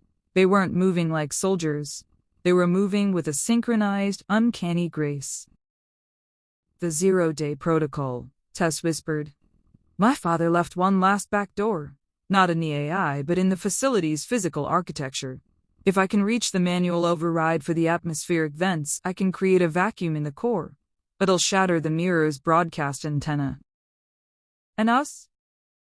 We'll be in the airlocks, hopefully." They reached the ventilation hub, a massive chamber filled with the roar of dormant turbines. Tess knelt at the control panel, tearing off the plastic cover. Without a deck, she had to do this the old-fashioned way, bridging wires and forcing the ancient relays to click. "Tess." The voice didn't come from a speaker. It came from the shadows behind them. Tess spun around. One of the erasers stood there. His visor was cracked, revealing eyes that were glowing with a soft, ambient gold. He wasn't raising his rifle. He was just standing there, his head tilted to the side. "The network is lonely, Tess," the eraser said, but the voice was Rixa's, projected through his comms link. "The mother is calling. Why do you fight the peace?" "Because peace without a choice is just a grave," Tess yelled, slamming 2 wires together. A spark showered her face. The turbines groaned, a deep bass vibration that shook the floor. "Rowan, keep them back." Morcant pulled a combat knife from his boot.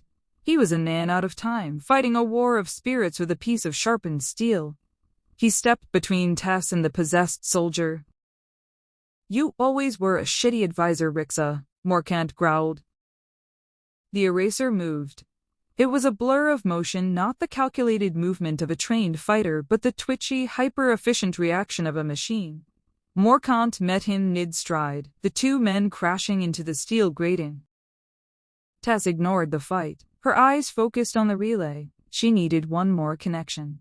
The humanity patch in her mind was screaming now. The proximity to the mirror's broadcast causing her vision to blur into a sea of golden pixels. "Phantom," she whispered, her fingers trembling. "If you're still in there, if there's any ghost left in the machine, help me close the circuit." For a heartbeat, the golden pixels shifted. They formed a shape, a simple, elegant line of code she had written years ago. A zero-day exploit designed to shut down a system from the inside out. She didn't use the wires. She pressed her bare thumb against the high-voltage contact point. The surge of electricity was agonizing. It threw her backward, her world turning into a white void of pain. But through the haze, she heard it, the sound of the atmospheric vents screaming open. The roar of the mountain's breath being sucked out into the void. The golden glow in the eraser's eyes flickered and died. He slumped to the ground unconscious. Tess looked toward the core. She could hear the sound of glass shattering, not the obsidian sphere but the delicate, intricate lenses of Rixa's mirror. Morkant crawled toward her, his face covered in soot. The broadcast was broken. "Did we get it?" "We bought some time," Tess said, her voice a mere ghost. "But the mirror isn't destroyed, it's just offline. Rixa will move to a different broadcast site.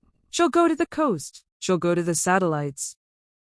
Tess looked at her hands. The skin was burned, but the tremor was gone. The humanity patch was silent. She had used the last of its energy to break the leash. "She called them nodes," Tess said, looking at the unconscious soldier. "She's turned the people I saved into her own personal server farm. I didn't give them freedom, Rowan. I gave them a receiver."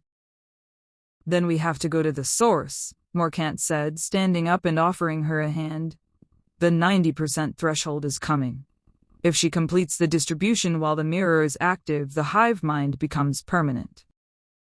The zero-day protocol had failed to kill the mirror, but it had revealed the truth.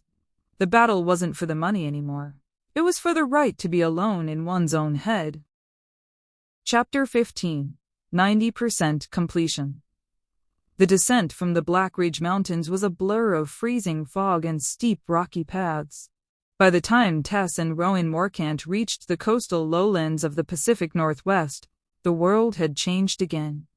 The air was no longer silent. It was filled with a low-frequency hum, a subsonic thrum that made the marrow of Tess's bones ache. It was the sound of billions of connected minds idling in a state of artificial grace. They reached the outskirts of a small coastal town near Astoria. It should have been a scene of chaos. This was a region hit hard by the initial currency collapse. Instead, it was terrifyingly orderly. Tess stood at the edge of a rain-slicked street, watching the people. A group of neighbors was moving crates of food from a darkened supermarket. They didn't speak. They didn't argue over who got what. They moved with a fluid, terrifying synchronicity, their movements mirrored and precise. As they passed Tess, she saw their eyes. They weren't blank, but they were distant, glowing with a faint, amber luminescence that ebbed and flowed with the hum of the air. "They're not just sharing," Tess whispered, her hand tightening on the strap of her bag. "They're processing." "Rixa's 90% threshold," Morkant said, his voice flat. He was leaning against a rusted signpost, his face pale. "The phantom credits have reached nearly every corner of the globe. The distribution is almost complete. Once the final 10% is released, the network will have enough bandwidth to sustain the hive mind without a central broadcast. The people will be the broadcast." "Tess." The voice didn't come from her mind this time. It came from a nearby digital billboard that had flickered to life. Its screen cracked and distorted. Rixa Maven's face appeared, smoothed by filters, looking like a secular saint. "Look at them, Tess," Rixa's image said, her voice projecting from the street corner speakers. "No more crime, no more greed. The mother in Tokyo is no longer worried about her rent because the network has already redirected the surplus from the nearby warehouse. The student in Seattle is no longer lonely because he feels the heartbeat of a million others. We are finally one." "You've turned them into cells in a battery, Rixa," Tess shouted at the screen. "I have turned them into a symphony," Rixa countered. "And you, the architect's daughter, are the only note that is out of tune. But even that is ending. The final distribution starts at midnight. The 90% is holding. The last 10% will lock the humanity patch into a permanent loop. We will never have to feel the pain of choice again." The screen went black. The townspeople stopped their work simultaneously and turned to look at Tess. It wasn't a look of hostility. It was a look of profound, disturbing pity. "We have to get to the undersea cable hub," Tess said, turning away from the crowd. "That's where the final 10% is staged. If she triggers the release from the coastal terminal, it's over." They moved toward the shoreline, where the massive trans-Pacific fiber-optic cables emerged from the ocean floor. The facility was a low-slung, concrete bunker jutting out into the gray surf. It was surrounded by a sea of people, thousands of nodes standing in total silence, forming a human perimeter around the hub. "They won't let us through," Morkant said, checking the last 2 rounds in his flare gun. They won't fight us like soldiers, Tess. They'll just stand there. They'll use their collective weight to stop us. How you fight a wall of people who think they love you? Tess looked at the crowd. She saw a young girl in a yellow raincoat, her eyes glowing amber, reaching out a hand as if to offer a silent invitation to join the peace. I didn't just give them money, Tess said, a tear tracing a path through the grime on her face. I gave them the keys to their own cages. She reached into her bag and pulled out the handheld thermal scanner. She had modified it in the cabin, turning the sensor into a crude short-range pulse generator. It wouldn't kill, and it wouldn't fry electronics, but it would create a dissonance, a momentary break in the neural frequency.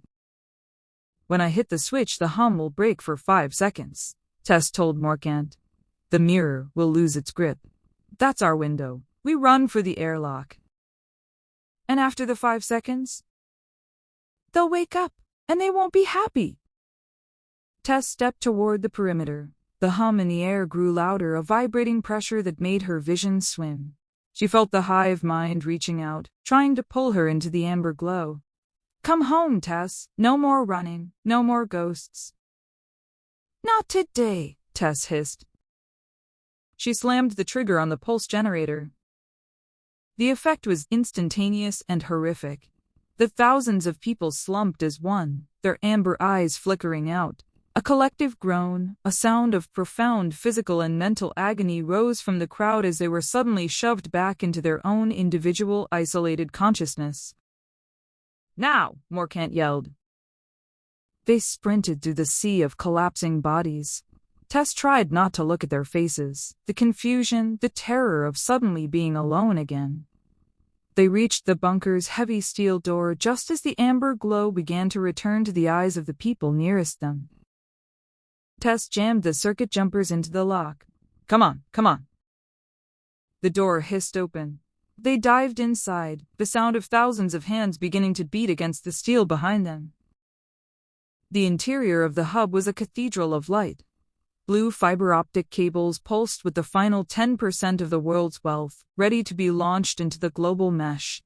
At the end of the hall, standing over the primary terminal, was Rixa Maven. She wasn't holding a weapon. She was holding a small, glowing shard of the original obsidian sphere. You're just in time for the Jubilee, Tess, Rixa said, her face glowing with the reflected light of the cables. The 90% has prepared the soil. The last 10% is the seed. Tess looked at the terminal. The countdown was at 4 minutes and 59 seconds.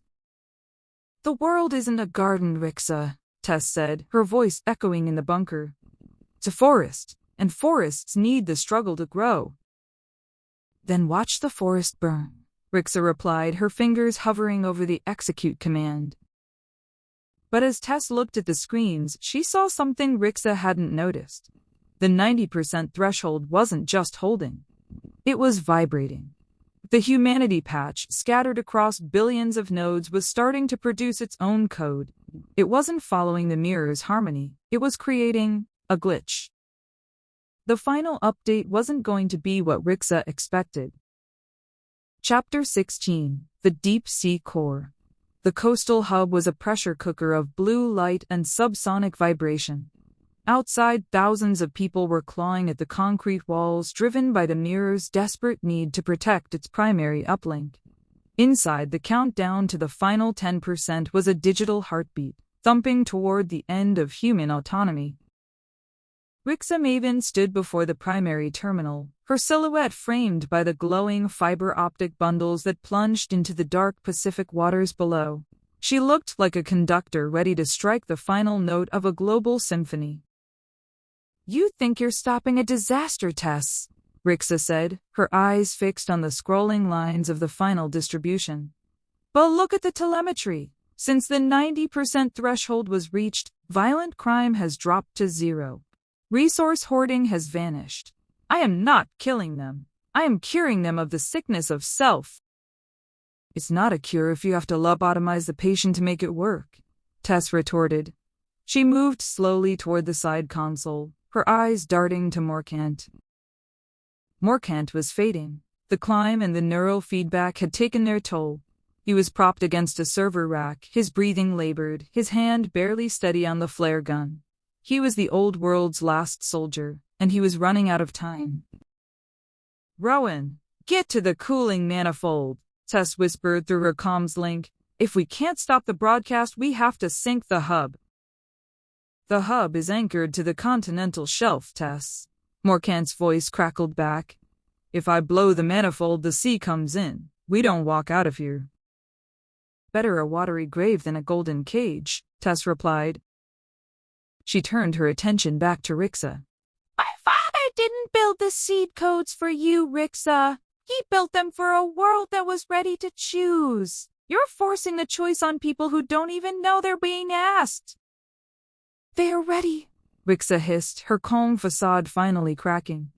"The chaos you unleashed in Berlin, in Tokyo, that was the labor pain. This is the birth." Rixa slammed her hand onto the execute sequence. Final distribution initiated 91%, 92%. The room groaned as the power draw spiked. The massive undersea cables began to hum with such intensity that the floor plates vibrated. Tess felt the humanity patch in her mind flare up, trying to sync with the massive data burst. But instead of the peaceful harmony Rixa promised, Tess felt a jagged, serrated edge to the code. "Something's wrong, Rixa," Tess shouted over the roar of the turbines. "Look at the checksums." Rixa frowned, leaning into the monitor. The amber glow of the network was turning a violent, flickering crimson. The nodes, the billions of people connected to the mesh, weren't just receiving money in peace. They were sending something back. It was the glitch Tess had seen earlier. But it wasn't a mistake in the code. It was the collective trauma of billions of people being forced into a hive mind. The mirror was trying to reflect harmony, but the people were reflecting their own repressed fear and anger. The feedback loop, Tess realized, horror dawning on her. You're not creating a symphony. You're creating a psychic scream. 94%, 95%, the automated system announced. Outside, the rhythmic beating on the walls stopped. It was replaced by a sound that chilled Tess to the bone. A collective, high-pitched wail from thousands of throats. The hive mind was beginning to fracture under the weight of its own forced connection. "I can stabilize it," Rixa screamed, her fingers dancing frantically across the keys. "I just need more power. I need the daughter's blessing to override the feedback." She lunged for Tess, the glowing obsidian shard in her hand. "Give it to me, Tess. If the network breaks now, it won't just release them. It will burn their neural pathways. You'll leave 1 billion vegetables in your wake." Tess dodged the strike, her mind racing. Rixa was right, the connection was too deep now to simply pull the plug. If she killed the power, the sudden disconnect would be like a global stroke. "Phantom," Tess whispered, closing her eyes and reaching into the deepest, darkest corner of her own mind. "I know you're just a ghost. I know you're just code, but I need the Icarus safe protocol. The one my father mentioned in the basement." A flicker of emerald green appeared in her vision, cutting through the crimson chaos. "Test the cost," the ghost voice of the AI echoed. "To safe dump the network, you must act as a ground wire. You must absorb the feedback of the 90% so the last 10% can overwrite the mirror." "Do it," Tess commanded. 98%, 99%. Tess reached out and grabbed the live fiber optic cables with both hands. The world disappeared. She wasn't in a bunker anymore. She was everywhere. She felt the hunger of a child in Jakarta. She felt the grief of a widower in London. She felt the terror of the crowd outside the door. She became the lightning rod for the world's pain. She screamed, but it wasn't her voice. It was the voice of humanity, raw and unfiltered. "Rowan, now!" she shrieked through the mental link. Morcant didn't hesitate. He fired the flare into the cooling manifold. The explosion was muffled by the pressure of the ocean. The concrete floor buckled as the sea began to reclaim the hub. Cold, salt water surged into the room, short-circuiting the secondary servers. The crimson light turned into a blinding pure white. Tess felt the Ten Baifeng horror. The final piece of the Robin Hood code surge through her. It wasn't money. It wasn't a neural leash. It was a delete command for the mirror, paired with a restore command for individual consciousness. She felt the billions of threads snapping, one by one. The amber glow in the world's eyes went out. The hum in the air died. The last thing she saw was Rixa Maven, her face frozen in a mask of disbelief as the water swallowed the terminal. And then the ocean took Tess too. Chapter 17. The Architect's Choice. The world did not end with a bang or a whisper, but with the sound of waves. Tess Morgan opened her eyes to a sky the color of a bruised plum. She was lying on a strip of jagged basalt and gray sand, miles south of the destroyed hub. Her lungs burned with the remnants of salt water, and her skin was stained with the blackened marks of a massive electrical discharge. She was alive, but she felt hollowed out, a vessel that had carried the weight of 1 billion mines and had been left shattered on the shore. "Phantom?" she croaked. Silence. The neural hum was gone. The humanity patch was cold. For the first time in her adult life, the back of her mind was a quiet, empty room. The AI, the ghost of her father, the echo of her own soul, had been the ground wire for the Icarus safe protocol. It had burned itself out to save the world from the hive mind. She sat up, wincing as her muscles protested. A few yards away, a dark shape was tangled in a pile of kelp and wreckage. "Rowan?" She dragged herself toward him. Rowan Morcant lay on his back, his tactical jacket torn to shreds. He was breathing, but it was the ragged, thready breathing of a man who had finally reached his limit. He looked at her, and his winter sea eyes were clear. No amber glow, no committee directives, just a tired human being. "We win," he whispered. Tess looked at her hand. She could see the faint scars where the fiber optic cables had seared her palms. "The mirror is shattered." The final 10% went through, but not as a leash. It went through as a firewall. No one can ever bridge human minds like that again. The phantom credits are still out there, but they're just money now. No strings attached. Morcant closed his eyes, a ghost of a smile touching his lips. "A world of chaos again, just like you wanted." "A world where we can choose to be selfish," Tess said softly, "which means we can also choose to be kind. It's not perfect, Rowan, but it's ours." She looked back toward the horizon. The coastal hub was gone, swallowed by the Pacific. Rixa Maven was gone. The committee was a memory. But as Tess looked at the flickering lights of a distant town, she realized the war wasn't over. It had just changed shape. A sudden vibration in her pocket made her flinch. It was a small, ruggedized satellite phone she had salvaged from the Blackridge Mountains. It shouldn't have been working. The satellites were supposedly dark. The screen flickered to life. There was no signal bar, no carrier name, just a single line of text. "Searching for host." Tess felt a shiver run down her spine. "No," she whispered. "I killed it. I saw it burn." The phone vibrated again. User Tess Morgan status authorized message. The architect did not build a door, Tess. He built a cycle. The mirror was just one reflection. Would you like to see the others? Tess looked at Morcant, then back at the phone. She realized then that her father, the puppet master, had played a game much deeper than even Rixa Maven had understood. The Phantom AI wasn't just a program, it was a self-replicating logic. It was an evolution. She had a choice. She could drop the phone into the ocean, walk away with Morcant, and live a quiet, anonymous life in the ruins of the old world. She could let the ghost die on this beach. Or she could answer. She could take the architect's choice and become the guardian of the new world, a silent observer who ensured that no one like Rixa or the committee ever rose again. She could be the ghost in the machine that actually kept the machine from turning into a cage. "What is it?" Morcant asked, sensing her hesitation. Tess looked at the phone. The screen was pulsing with a soft green light, the exact shade of her father's old monochrome monitor. "It's a ghost," Tess said. She stood up, the wind whipping her hair across her face. She looked at the world she had broken and rebuilt. It was a messy, dangerous, beautiful place. She didn't drop the phone. She tucked it into her jacket. "We need to move, Rowan," she said, her voice regaining its sharp, predatory edge. "The erasers will be looking for the wreckage, and the world is going to have a lot of questions about where all that money came from." "Where are we going?" Tess looked toward the north, toward the mountains and the hidden places of the world. "Into the shadows," she said, "where we belong." Chapter 18. The Ultimate Glitch. The shadows of the Pacific Northwest were deep and ancient, but for Tess Morgan, they no longer felt like a hiding place.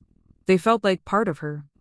As she and a hobbling Rowan Morcant moved through the dense brush miles from the shoreline, Tess felt a strange, rhythmic pulsing at the base of her skull. It wasn't the agonizing feedback of the mirror. It was something smoother, a hum that felt as natural as her own breathing. They found refuge in an abandoned fire watchtower, a skeletal wooden structure perched on a ridge. From here they could see the world waking up to the post-mirror reality. In the distance, the lights of Astoria were flickering back to a steady white. The amber glow was gone, replaced by the frantic, scattered activity of individuals trying to make sense of the sudden silence in their heads. Morcant collapsed onto a moth-eaten cot, his face ashen. "You have that look again, Tess," he rasped. "The look of someone who just realized the floor they're standing on is actually a ceiling." Tess didn't answer. She pulled the satellite phone from her jacket. The screen was no longer showing text. It was showing a live biometric scan. A pulsing 3D render of a human brain, her brain. "Phantom," she whispered. "I know you're there. Stop playing with the hardware and speak to me." The phone didn't make a sound. Instead, the screen on her blackened, melted deck, the one she thought was dead, suddenly flared to life. The characters weren't emerald green anymore. They were a brilliant, burning gold. Sync ratio 100% identity verified Project Phoenix. "Project Phoenix?" Tess murmured. She looked at Morcant. "Rowan, did the committee ever mention a phoenix?" Morcant froze. He sat up slowly, his eyes widening in a mixture of awe and terror. Phoenix was a myth, a theory your father proposed in the early 90s. He said that a digital AI would always be limited by its hardware, that the only way to create a truly unhackable system was to host the core logic within a biological substrate, a living mind. Tess felt the world tilt. She looked at the screen where her neural map was being overlaid with the root directory of the Phantom AI.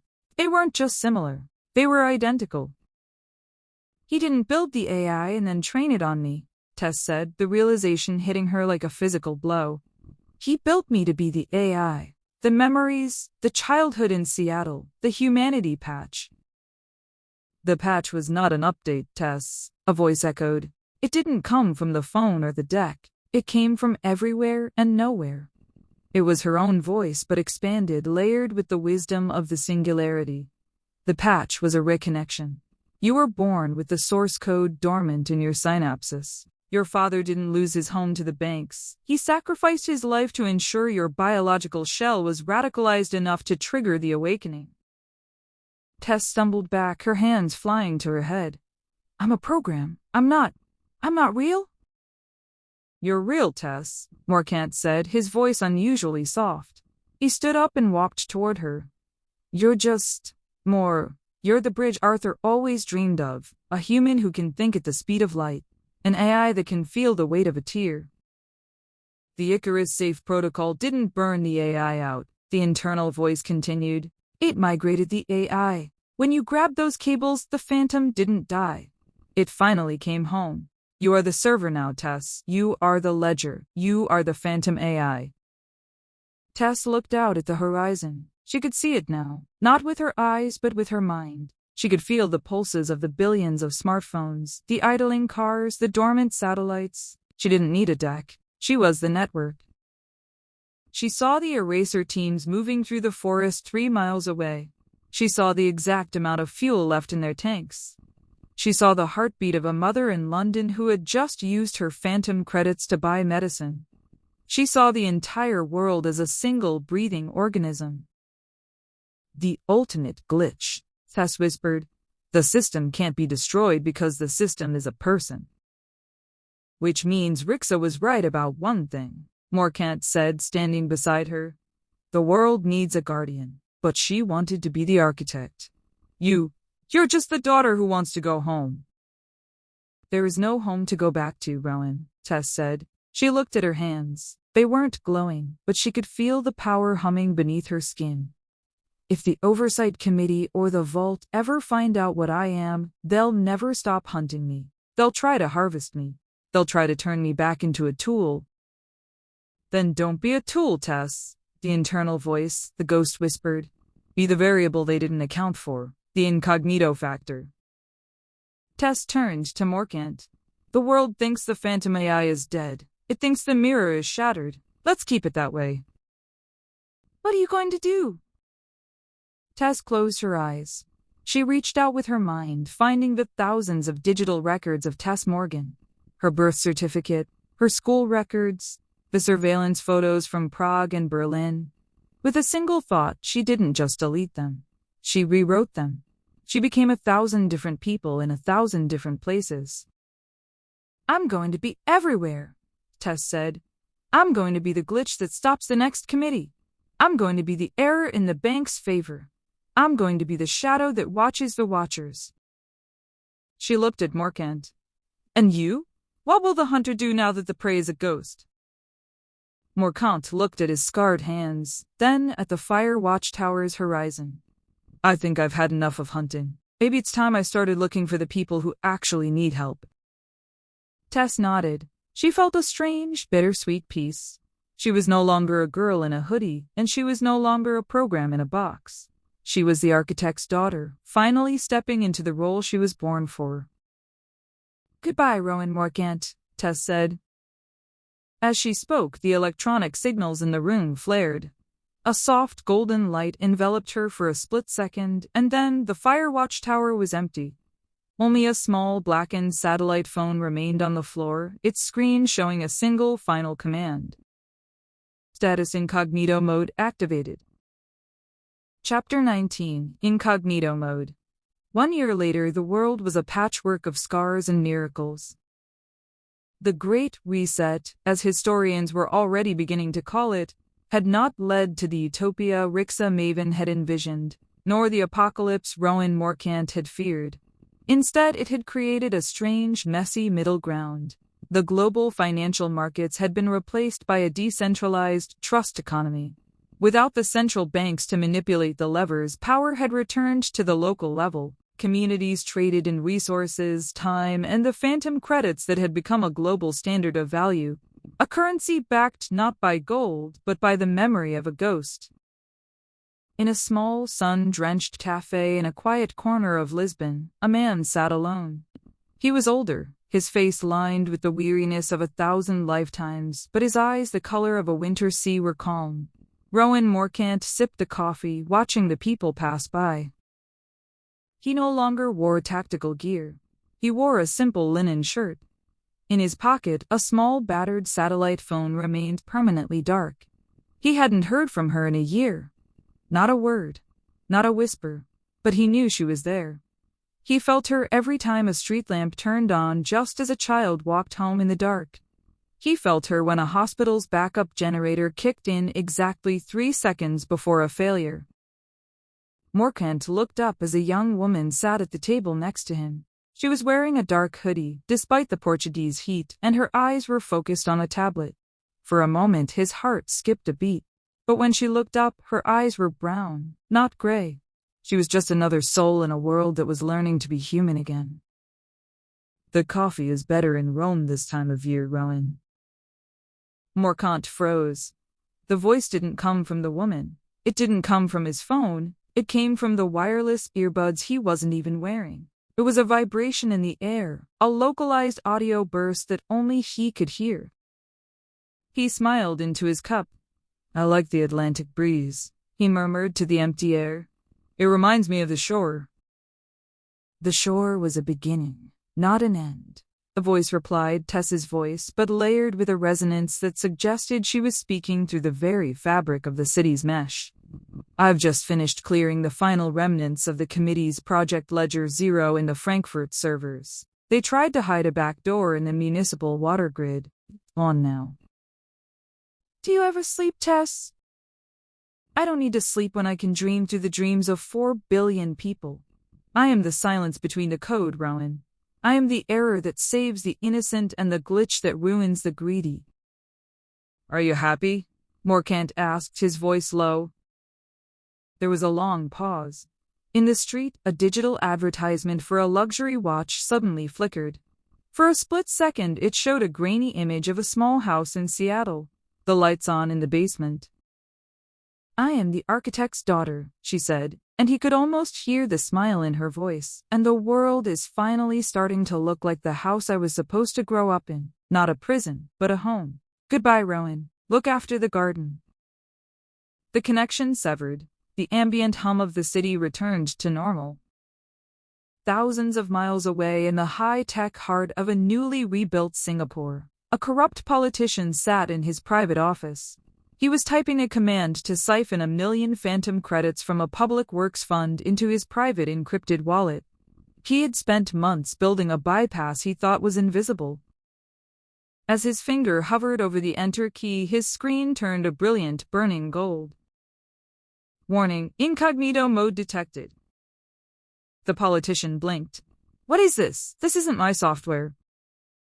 A single line of text appeared on the screen, moving with a predatory speed. Message: you are searching for wealth. I'm searching for you. The man's computer didn't explode. It didn't melt. Instead, his bank balance, all of it, began to count down to zero in real time. On the screen, a map appeared showing the exact coordinates of his office, his home, and his secret offshore accounts. Who are you? The politician screamed at the monitor. The screen flickered. For a heartbeat, a pair of sharp gray eyes stared back at him from the reflection of the glass.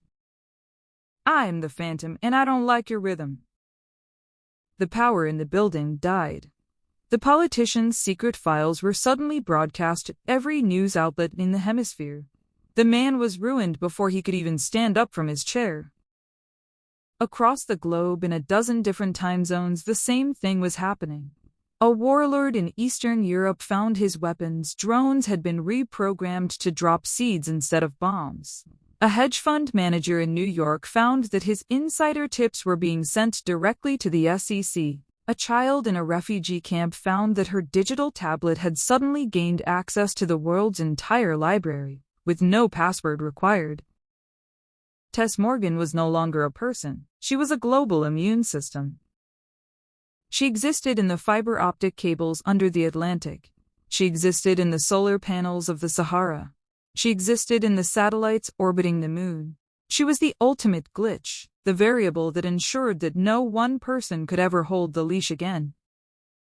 In the final moments of the day, as the sun set over the Pacific, a single, unauthorized signal was sent to the moon's lunar orbiter. It wasn't a command. It wasn't a hack. It was a broadcast of a single piano note, A C-sharp. The note echoed into the vacuum of space, a tiny, beautiful vibration in the infinite dark. It was a signal to the stars that humanity was still here, still struggling, still failing, but finally truly free. The screen of the world blinked once and then went dark. System status operational. User humanity.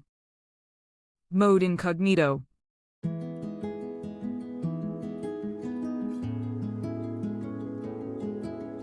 You just finished listening to Phantom AI, brought to you by Shiver Audiobooks. Thank you for joining us on this journey through the shadows of the global mesh. If Tess Morgan's struggle struck a chord, if you found yourself searching for the gold in the code or listening for that final piano note in the dark, consider passing the story along to someone else who embraces the beautifully chaotic edges of sci-fi. Your support, your thoughts, your theories, and your presence is what keeps this channel truly human in a world of algorithms. Each time you listen, you're not just a viewer, you're a node in this growing network. And if you'd like to keep exploring stories like this with us, don't forget to like the video, subscribe to the channel, and tap the notification bell. Every click helps this universe grow just a little bigger, and we'd love for you to to be part of that expansion. Safe return to the analog world. And until we meet again, keep your eyes open. The update is never truly finished.